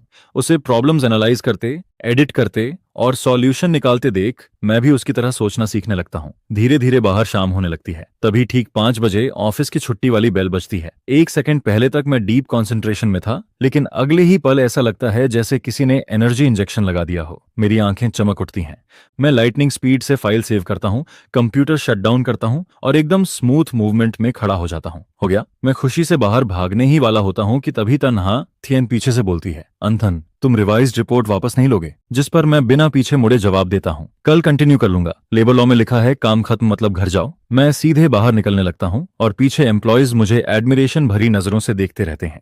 आखिर कौन इंसान टाइम पर छुट्टी नहीं चाहता, लेकिन मेरी फ्रीडम ज्यादा देर नहीं टिकती। सॉरी को गया, ताटोंग ने खास इंस्ट्रक्शन दिया है कि आप अकेले कंपनी से बाहर नहीं जा सकते, जिस पर मैं तुरंत कंप्लेन करता हूँ। नहा थियन, तुम चाहती हो मैं ओवर टाइम करूं? अभी तो छुट्टी का टाइम हो गया। वो बिल्कुल काम तरीके से जवाब देती है, मैं तुम्हें ट्रिपल ओवर टाइम सैलरी दूंगी और वैसे भी कौन सा एम्प्लॉय बॉस से पहले भागता है? दूसरी कंपनी में होते तो कब के निकाल दिए गए होते। मैं फोन कसकर पकड़ता हूँ, दूर खड़े एलिवेटर को देखता हूँ और आखिरकार हार मानकर वापस मुड़ जाता हूँ। फिर एलिवेटर में घुस जाता हूँ। टॉप फ्लोर की लाइट्स एक बार फिर मेरे लिए जल उठती हैं। ओवरटाइम सबसे ज्यादा हेट करता हूँ मैं चुपचाप तन्हा थियन के पीछे एलिवेटर में खड़ा रहता हूँ। इस बार माहौल पहले से ज्यादा साइलेंट होता है। जब तन्हा थियन मुझे कार से द फैमिली मैंशन वापस लेकर पहुंचती है तब तक रात हो चुकी होती है, जिस पर आंट लियू पहले ही डिनर तैयार कर चुकी होती है। गर्म सूप और टेस्टी डिशेस टेबल पर फैमिली वॉर्मथ के साथ रखी होती हैं। हम दोनों चुपचाप डिनर खत्म करते हैं। इसके बाद मैं सीधे बेडरूम में जाकर बेड पर फैल जाता हूँ और गेम खेलने लगता हूँ, जबकि तन्हा थियन स्टडी रूम में जाकर फिर से काम करने लगती है। कुछ देर बाद उसका फोन वाइब्रेट होता है। बाहर चलना है? सुना है आज तुम अपने हस्बैंड को ऑफिस लेकर गई थी, कैसा रहा सब? जिस पर तन्हा थियन इरिटेटेड होकर जवाब देती है, कहीं नहीं जा रही और कुछ खास नहीं हुआ। लेकिन सामने वाला तुरंत बोल पड़ता है, मुझे बेवकूफ मत बनाओ, तुम दोनों पूरे दिन साथ रहे, ना लड़ाई हुई ना कोल्ड वॉर, ये तो मिरेकल से भी रेयर है। तन्हा थियन आखिर कैजुअली बोल देती है वो मेमोरी लॉस का शिकार हो गया है। इसके बाद वो और रिप्लाई करना बंद कर देती है। करीब 1 घंटे बाद डोरबेल बजती है। आंट लियू दरवाजा खोलती है और सामने को निम निम मुस्कुराती हुई खड़ी होती है। वो बड़े आराम से अंदर आती है जैसे घर उसका अपना हो। ओहो, तो फैमिली की बड़ी मैडम, मैं आ गई। वो ऊपर मौजूद तन्हा थियन को मैसेज भेजती है, तुम्हारा हस्बैंड कहाँ है? जिस पर तन्हा थियन इंस्टिंक्टिवली बेडरूम के बंद दरवाजे की तरफ देखती है। सिर्फ गॉसिप सुनने के लिए ये लड़की खुद यहाँ भागी चली आई थी। सियोनियम नेम तुरंत एक्साइटेड होकर बोलती है, ऑब्वियसली तुम दोनों अगर बिना लड़ाई के रह रहे हो तो ये किसी मिरेकल से कम नहीं है, इसलिए मैं खुद अपनी आंखों से देखने आई हूँ। को निम निम की आंखों में तुरंत एक्साइटमेंट चमकने लगती है, जिस पर तन्हा थियन बिल्कुल फ्लैट टोन में जवाब देती है, हम लोग जू के बंदर नहीं है जो तुम्हें स्पेशली देखने आने की जरूरत पड़े। लेकिन फिर को निम निम तुरंत टॉपिक बदलते हुए बोल पड़ती है, वैसे एक बात बता, अंथान तो हमेशा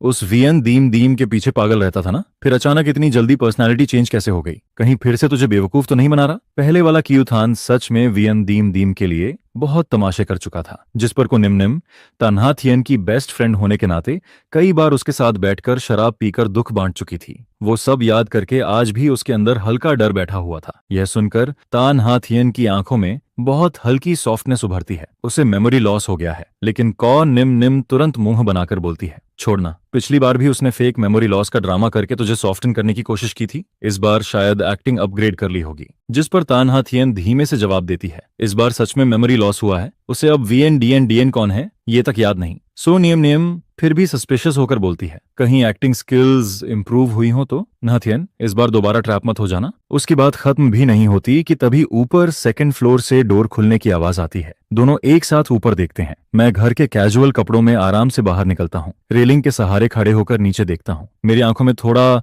अनफैमिलियर फीलिंग और क्यूरियोसिटी दिखाई देती है, जिस पर कौ निम निम तुरंत खड़ी हो जाती है और ऑकवर्ड स्माइल के साथ बोलती है, हेलो जीजा जी, क्या हमारी बातें ज्यादा लाउड थीं? हमने आपको डिस्टर्ब कर दिया क्या? मैं धीरे धीरे स्टेयर्स से नीचे आता हूँ और हल्के से सिर हिलाकर ग्रीटिंग देता हूँ, काफी पोलाइट लेकिन डिस्टेंस बनाए रखते हुए। हेलो। उसी समय मैं दिमाग में तुरंत सिस्टम दोआन वियन को आवाज लगाता हूँ, ये कौन है? जिस पर सिस्टम तुरंत जवाब देता है, को निम्न फीमेल लीड की स्टार्टअप डेज वो बेस्ट फ्रेंड है। दोनों का रिश्ता बहुत क्लोज है और वो इकलौती इंसान मानी जाती है जो तन्हा थियन को खुलकर कुछ भी बोल सकती है। ये सुनकर मैं तुरंत समझ जाता हूँ। फिर कॉनिमनिम की इन्वेस्टिगेटिंग नजरों को इग्नोर करते हुए किचन की तरफ बढ़ जाता हूँ और फ्रिज से 2 मिनरल वाटर बॉटल्स निकाल लेता हूँ। मेरे जाते ही कॉनिमनिम एक्साइटमेंट में धीरे से बोल पड़ती है, अभी उसने मुझ पर स्माइल किया और खुद पहले हेलो भी बोला। पहले तो हर बार मुझे देखकर फ्यूनरल फेस बना लेता था, जिस पर तन्हा थियन काम होकर जवाब देती है, लगता है सच में मेमोरी लॉस हुआ है। क्योथान की मेमोरीज 20 साल की उम्र पर रुक गई हैं। बात की सारी बातें वो भूल चुका है।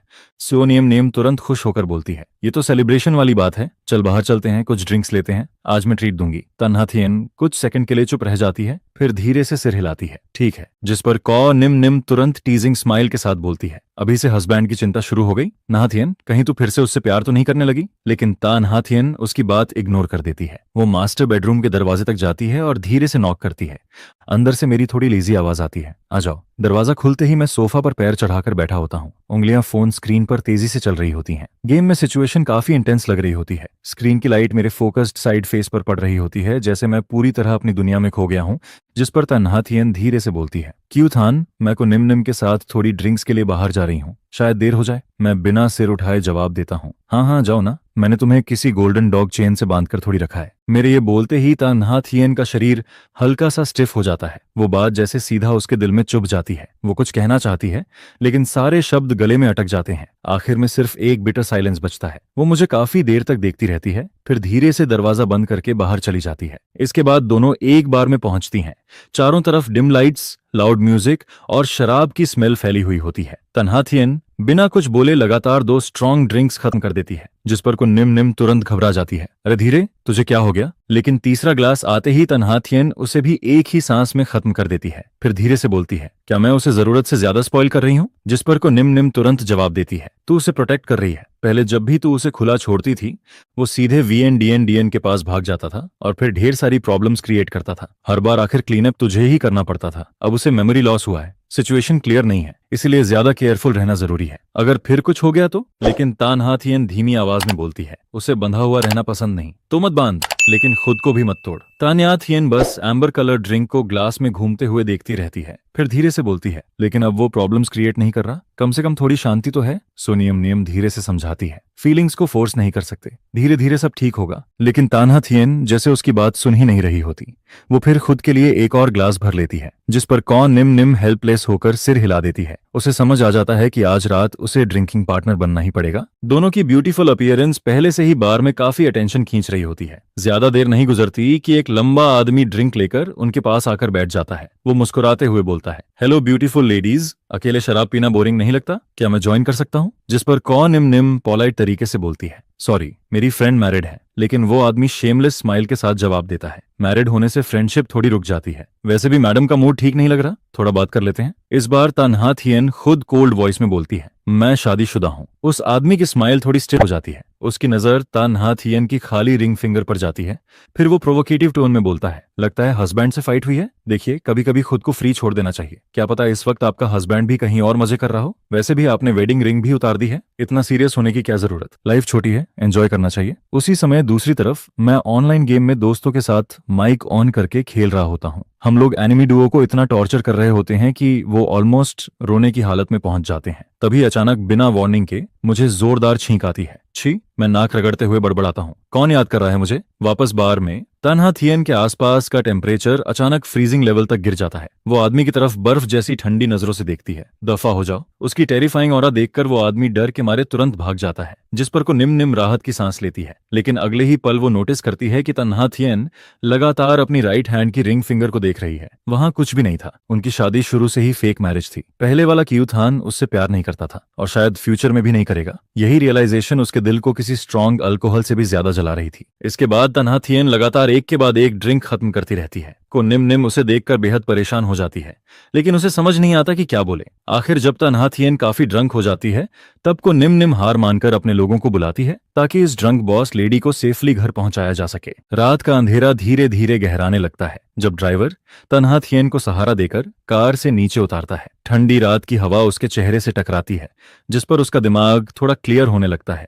लेकिन कदम अब भी लड़खड़ा रहे होते हैं। वो कौ निम निम का सहारा देने वाला हाथ झटक देती है और खुद ही विला के अंदर चलने की कोशिश करती है। धीरे धीरे स्टेयर्स चढ़ते हुए ऊपर बढ़ती है, जिस पर को निम निम समझ जाती है कि अब यहाँ उसकी जरूरत नहीं है और फिर आराम से वापस घर चली जाती है। बेडरूम के दरवाजे तक पहुंचकर तन्हा थियन रुक जाती है। वो ठंडी दीवार के सहारे टिकती है और थोड़ी ऑकवर्ड तरीके से अपनी ड्रेस ठीक करने लगती है। ये सब करने के बाद वो गहरी सांस लेती है और फिर धीरे से ठंडे डोर हैंडल को पकड़ती है। तभी कमरे के अंदर से मेरी एक्साइटेड आवाज सुनाई देती है, अरे क्यूट, ये तेरे लिए है। दरवाजा पूरी तरह बंद नहीं था, इसलिए मेरी आवाज साफ साफ बाहर पहुंच जाती है, जिस पर तन्हा थियन का हाथ तुरंत हैंडल पर रुक जाता है।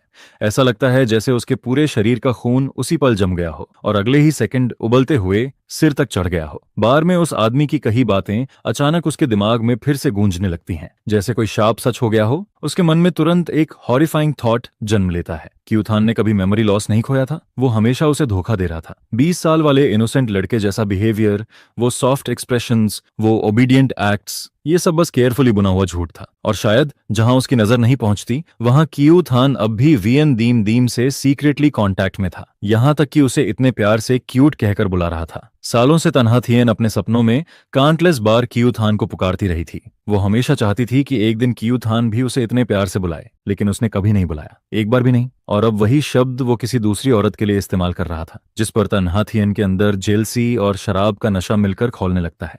जो थोड़ी बहुत सॉब्रिटी वापस आई थी वो भी गुस्से और ह्यूमिलिएशन में झलकर खत्म हो जाती है। उसका आखिरी बचा हुआ रीजन भी टूट जाता है। धड़ाम, वो पूरी ताकत से दरवाजा खोल देती है। कमरे की वार्म लाइट बाहर अंधेरे हॉलवे में फैल जाती है। मैं उस समय बेड पर आधा लेटा हुआ था, कानों में हेडफोन्स लगे थे और उंगलियां फोन स्क्रीन पर तेजी से चल रही थीं। अचानक दरवाजा खुलने की आवाज से मैं बुरी तरह चौंक जाता हूं और तुरंत सिर उठाता हूं। मेरे चेहरे पर अभी भी गेम खेलते समय वाली रिलैक्स्ड स्माइल बाकी होती है, लेकिन सामने खड़ी तन्हा थियन को देखकर मैं फ्रीज हो जाता हूं। उसके गाल शराब की वजह से लाल थे, आंखों में हल्की ब्लड वेसल्स उभर आई थीं और उनमें ऐसा डिस्पेयर था जो मैंने पहले कभी नहीं देखा था। उसकी यूजुअल कोल्ड एलिगेंस पूरी तरह गायब हो चुकी थी। वो इस वक्त किसी घायल जानवर जैसी लग रही थी, जिसे कोने में धकेल दिया गया हो। वो मुझे घूरती रहती है। उसके होंठ काफी देर तक कांपते रहते हैं और फिर आखिर वो टूटती हुई आवाज में बोलती है, क्यों थान, तुमने मुझे धोखा दिया, तुम्हें मेमोरी लॉस हुआ ही नहीं था। मैं पूरी तरह कंफ्यूज्ड होकर सीधा बैठ जाता हूँ। मैंने तुम्हें क्या धोखा दिया? मैंने कभी झूठ नहीं बोला। झूठ नहीं बोला? वो लड़खड़ाते कदमों से अंदर आती है। उसकी हील्स की आवाज फ्लोर पर जोर से गूंज रही होती है। हर कदम ऐसा लगता है जैसे मेरे सीने पर पड़ रहा हो। अभी जो तुमने क्यूट कहा वो कौन थी? वीएन थी ना? तुम हमेशा एक्टिंग करते रहे। Fake memory loss, fake obedience, fake dependence, और पीछे से उसी औरत के साथ कांटेक्ट रखते रहे। तभी मुझे आखिर समझ आता है कि मिसअंडरस्टैंडिंग कहाँ हुई। मैं हंसते हुए फोन ऊपर उठाता हूँ। अरे तुम इस बात की बात कर रही हो? ये मेरा गेम टीममेट है, लड़का है। हम अभी रैंक जीत गए थे, इसलिए मजाक में उसे क्यूट बोल दिया। फिर मैं हेल्पलेस होकर बोलता हूँ, तुम आखिर अपने दिमाग में कैसी स्क्रिप्ट लिख रही हो? जिस पर तन्हा थियन अचानक वहीं रुक जाती है। उसके शरीर का नशा आधा उसी वक्त उतर जाता है। उसकी आंखों का गुस्सा धीरे धीरे शौक में बदलने लगता है। वो फोन की गेम स्क्रीन को देखती है, फिर मेरे इनोसेंट फेस को। उसके लाल पड़े गाल तुरंत सफेद पड़ने लगते हैं। मैं धीरे से बोलता हूँ, तन्हा थियन, मुझे पता है तुम किससे डरती हो। तुम डरती हो कि मैं फिर वीएन के पास चला जाऊंगा, सही कहा ना? मैं हल्की सांस लेकर आगे बोलता हूँ, लेकिन वो आदमी जो उसके लिए पागल था वो मैं नहीं हूँ। वो सिर्फ कहानी के कंट्रोल में चलने वाला पपेट था। मेरी मेमोरीज अभी भी 20 साल की उम्र पर रुकी हुई हैं। मुझे सिर्फ इतना याद है कि बचपन से हम दोनों हमेशा लड़ते रहते थे। तन्हा थियन के कंधे हल्के कांपने लगते हैं। वो मेरी तरफ नहीं देखती, लेकिन अब बहस भी नहीं करती, जिस पर मैं बेड से उतरकर उसके सामने आ जाता हूँ। मुझे याद है स्पोर्ट्स मीट में जब मैं फर्स्ट आने वाला था और एक्सीडेंट में गिर पड़ा था, तो मुझे स्कूल हॉस्पिटल तक लेकर गई थी। पूरे रास्ते मुझे डांटती रही, लेकिन मेरा हाथ इतना कसकर पकड़ा था जैसे छोड़ने से डर रही हो। मुझे ये भी याद है जब मेरे पास पॉकेट मनी नहीं होती थी, तुम मुंह से बोलती थी कि देना नहीं चाहती, लेकिन पीछे से सीक्रेटली पैसे पकड़ा देती थी। और तुम हमेशा कहती थी कि दुनिया के सारे मर्द मर जाएं, तब भी तुम मुझे पसंद नहीं करोगी। मैं हल्का मुस्कुराता हूँ, लेकिन मुझे पता है वो सिर्फ गुस्से वाली बातें थीं। इसके बाद मैं धीरे से हाथ बढ़ाकर उसके चेहरे से आंसू साफ करता हूँ। मेरी मूवमेंट्स थोड़ी क्लमजी होती हैं, लेकिन बेहद केयरफुल भी। पिछले आधे महीने में मैंने सब देख लिया। मुंह से तुम बोलती थी कि मुझे गोल्डन चेन से बांध कर रखना चाहती हो। तुम्हें डर था कि मैं भाग जाऊंगा, तुम्हें डर था कि मैं हर्ट हो जाऊंगा, लेकिन फिर भी तुमने मुझे सबसे अच्छी जिंदगी दी। मेरे लिए तुमने इतना इंपॉर्टेंट बिडिंग प्रोजेक्ट तक छोड़ दिया। यहां तक कि जब तुम्हें शक था कि मैं एक्टिंग कर रहा हूं, तब भी तुम बार बार मेरी तरफ भाग कर आई। मैं उसकी आंखों में देखते हुए धीरे से बोलता हूँ, तन्हा थियन, तुम कोई विलन नहीं हो। तुम इस दुनिया की सबसे बेवकूफ और सबसे ज्यादा मुझे प्रोटेक्ट करने वाली इंसान हो। उसकी आंखों से आंसू गिरते हैं और सीधे मेरे हाथ पर आकर टूटते हैं। वो आंसू इतने गर्म थे कि जैसे मेरी स्किन जला रहे हों। काफी देर बाद वो कांपती आवाज में पूछती है, तुम सच में अब वीएन के पास नहीं जाओगे? मैं तुरंत डिस्गास्टेड फेस बनाता हूँ। मैं उसके पास जाकर करूंगा भी क्या? वो लड़की तो बस मुझे यूज करती थी, मुझे स्टेपिंग स्टोन बनाकर ऊपर चढ़ना चाहती थी, और कभी एक सच्चा वर्ड भी नहीं दिया। अगर मैं दोबारा उसके पास गया तो समझ लेना मैं पागल हो गया हूँ। पहले वाला इडियट मैं नहीं था, अब मैं सिर्फ खुद हूँ, और मैं उस टॉक्सिक औरत से जितना दूर रहूं उतना अच्छा है। सिस्टम अचानक एक्साइटेड होकर चिल्लाने लगता है, होस्ट आप तो कमाल हो। मिसअंडरस्टैंडिंग पूरी क्लियर हो गई, लेकिन मैं उसे इग्नोर कर देता हूँ। मैं धीरे से तन्हा थियन का हाथ पकड़ता हूँ और उसे बेड के किनारे बैठा देता हूँ। फिर सॉफ्टली बोलता हूँ, मैं उस पुराने बेवकूफ की तरफ से तुमसे माफी मांगता हूँ। उसने तुम्हें पूरे 6 साल हर्ट किया, तुम्हारी रातों की नींद छीन ली। तुम उससे प्यार करती थी, लेकिन तुम्हें उसे रोकने के लिए फोर्स और कंट्रोल का सहारा लेना पड़ा। ये सब उसकी गलती थी। मैं उसकी आंखों में देखते हुए आखिरी बार धीरे से बोलता हूँ, लेकिन आज से ये क्यू थान कभी भी तानहा थियन को दोबारा रुलाने नहीं देगा। तानहा थियन सीधे आकर मुझे कसकर गले लगा लेती है और मेरी कमर को पकड़कर अपना चेहरा मेरी गर्दन में छुपा लेती है, जिस पर पिछले 6 सालों से दबा हुआ उसका सारा दर्द आखिरकार फूट पड़ता है और वो एक छोटे बच्चे की तरह फूट फूट कर रोने लगती है। यह देखकर मैं धीरे धीरे उसकी पीठ थपथपाता रहता हूँ और मेरे दिल में उसके लिए बहुत दर्द भर जाता है। असल में तानहा थियन का मुझे कैद करके रखना कभी कंट्रोल नहीं था, बल्कि वो मुझे बचाने का उसका तरीका था। अगर वो हर पल मेरे पास रहकर मेरी देखभाल नहीं करती तो शायद वो इंसान जो अंदर से पूरी तरह टूट चुका था, कब का अकेलेपन और निराशा में मर गया होता, जिस पर उसने अपने सबसे ऑकवर्ड और एक्सट्रीम तरीके से मेरी जिंदगी को बचाकर रखा। फिर मैं उसके कान के पास धीरे से कहता हूँ, अब आगे से मुझे चेन से मत बांधना, मैं कहीं भागने वाला नहीं हूँ। अगर तुम्हें डर लगता है तो मैं जहां भी जाऊंगा तुम्हें साथ लेकर जाऊंगा। काम पर जाऊंगा तब भी तुम साथ रहोगी और काम से लौटूंगा तब भी तुम्हारे पास रहूंगा। इस जिंदगी में अब कभी तुमसे दूर नहीं जाऊंगा। जिस पर वो अपनी लाल और सूजी हुई आंखों से मुझे देखती है और धीमी आवाज में पूछती है, सच? मैं मुस्कुराकर कहता हूँ, सोने से भी ज्यादा सच। और इतना ही नहीं, अब मुझे मेहनत करके तुम्हारे बिजनेस में भी मदद करनी है। पहले मैं तुम्हारे लिए बोझ था, लेकिन अब मैं तुम्हारा सबसे मजबूत सपोर्ट बनूंगा। यह सुनकर वो हल्का सा हंस देती है और फिर धीरे से कहती है, बॉस, ये पहली बार है जब हम बिना 1 मीटर की दूरी रखे साथ में सो रहे हैं। जिस पर मैं उसे अपनी बाहों में भर लेता हूँ और वो मेरी छाती से लगकर बहुत सुकून भरी नींद सो जाती है। अब न उसे बेचैनी होती है, न ही आधी रात में डरकर उसकी आंख खुलती है। अगली सुबह जब तानहा थियन उठती है तब उसके चेहरे पर हल्की शर्म साफ दिखाई देती है और उसके कान लाल हो रहे होते हैं। यह देखकर मैं जानबूझकर उसे छेड़ता हूँ, तब बॉस, कल रात कौन इतना रो रहा था? जिस पर वो मुझे घूर कर देखती है, लेकिन उसकी आंखों में पहले जैसी ठंडक नहीं होती, बल्कि थोड़ा सा नखरा और प्यार दिखाई देता है। फिर वो कहती है, अब उसका जिक्र मत करो। इसके बाद बिस्तर से उठते ही वो बॉडीगार्ड्स को घर की सारी गोल्ड चेन्स हटाने का ऑर्डर दे देती है। फिर मेरी तरफ देखकर कहती है, अब मैं तुम्हें अपने दिल से बांध कर रखूंगी, वो किसी भी चेन से ज्यादा मजबूत होगा। इसके बाद के दिनों में मैं धीरे धीरे बिजनेस की दुनिया में खुद को ढालना शुरू कर देता हूँ। शुरुआत में तो मुझे रिपोर्ट्स तक पढ़नी नहीं आती थी, लेकिन बाद में मैं तानहा थियन से बिजनेस और कंपनी मैनेजमेंट सीखना शुरू करता हूँ, जिस पर मेरी प्रोग्रेस बहुत तेजी से होने लगती है। और जब भी वो मुझे सिखाती है तब वो बेहद पेशेंस के साथ हर चीज समझाती रहती है। वहीं दूसरी तरफ मैं भी पूरी मेहनत करता हूँ, क्योंकि अब मैं उसके ऊपर से थोड़ा प्रेशर कम करना चाहता हूँ ताकि उसे हर चीज अकेले ना संभालनी पड़े। वहीं दूसरी तरफ ट्राजान वीएनडीएनडीएन को आखिरकार अपनी ग्रीड और सेल्फिशनेस की कीमत चुकानी पड़ती है। गवर्नमेंट प्रोजेक्ट की बिडिंग में उसकी हार हो जाती है और न सिर्फ उसे इन्वेस्टमेंट नहीं मिलता, बल्कि वो भारी कर्ज में भी डूब जाती है, जिस पर उसके सारे शेयर्स भी गिरवी रख दिए जाते हैं।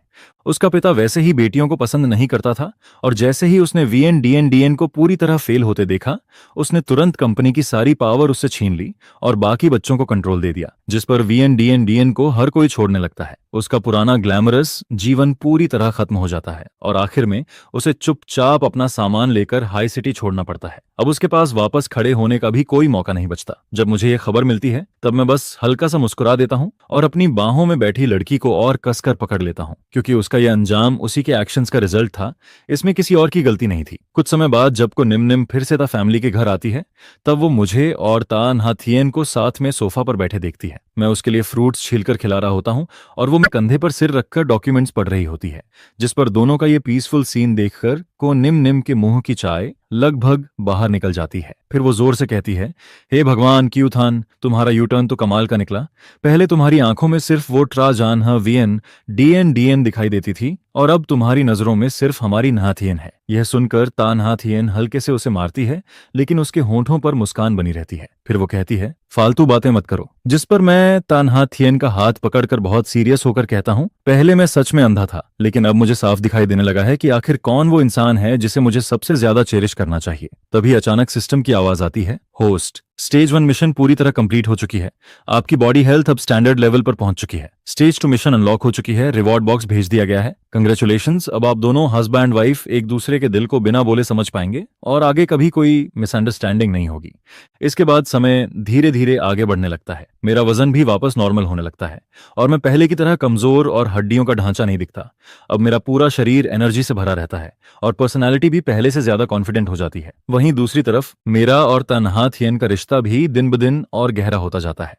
बचपन के राइवल्स अब एक दूसरे की जिंदगी का सबसे जरूरी हिस्सा बन चुके होते हैं, जिस पर हमारा बिजनेस भी लगातार ग्रो करता रहता है। हमारी कंपनी का इन्फ्लुएंस हर जगह फैलने लगता है और वो हाई सिटी की टॉप कंपनीज में शामिल हो जाती है। यहाँ तक कि जो शेयर होल्डर्स पहले तन्हा थिएन पर शक करते थे, वो भी अब मेरी तारीफ करना शुरू कर देते हैं। फिर एक वीकेंड पर मैं तन्हा थिएन का हाथ पकड़कर उसे हमारे पुराने यूनिवर्सिटी कैंपस में लेकर जाता हूँ।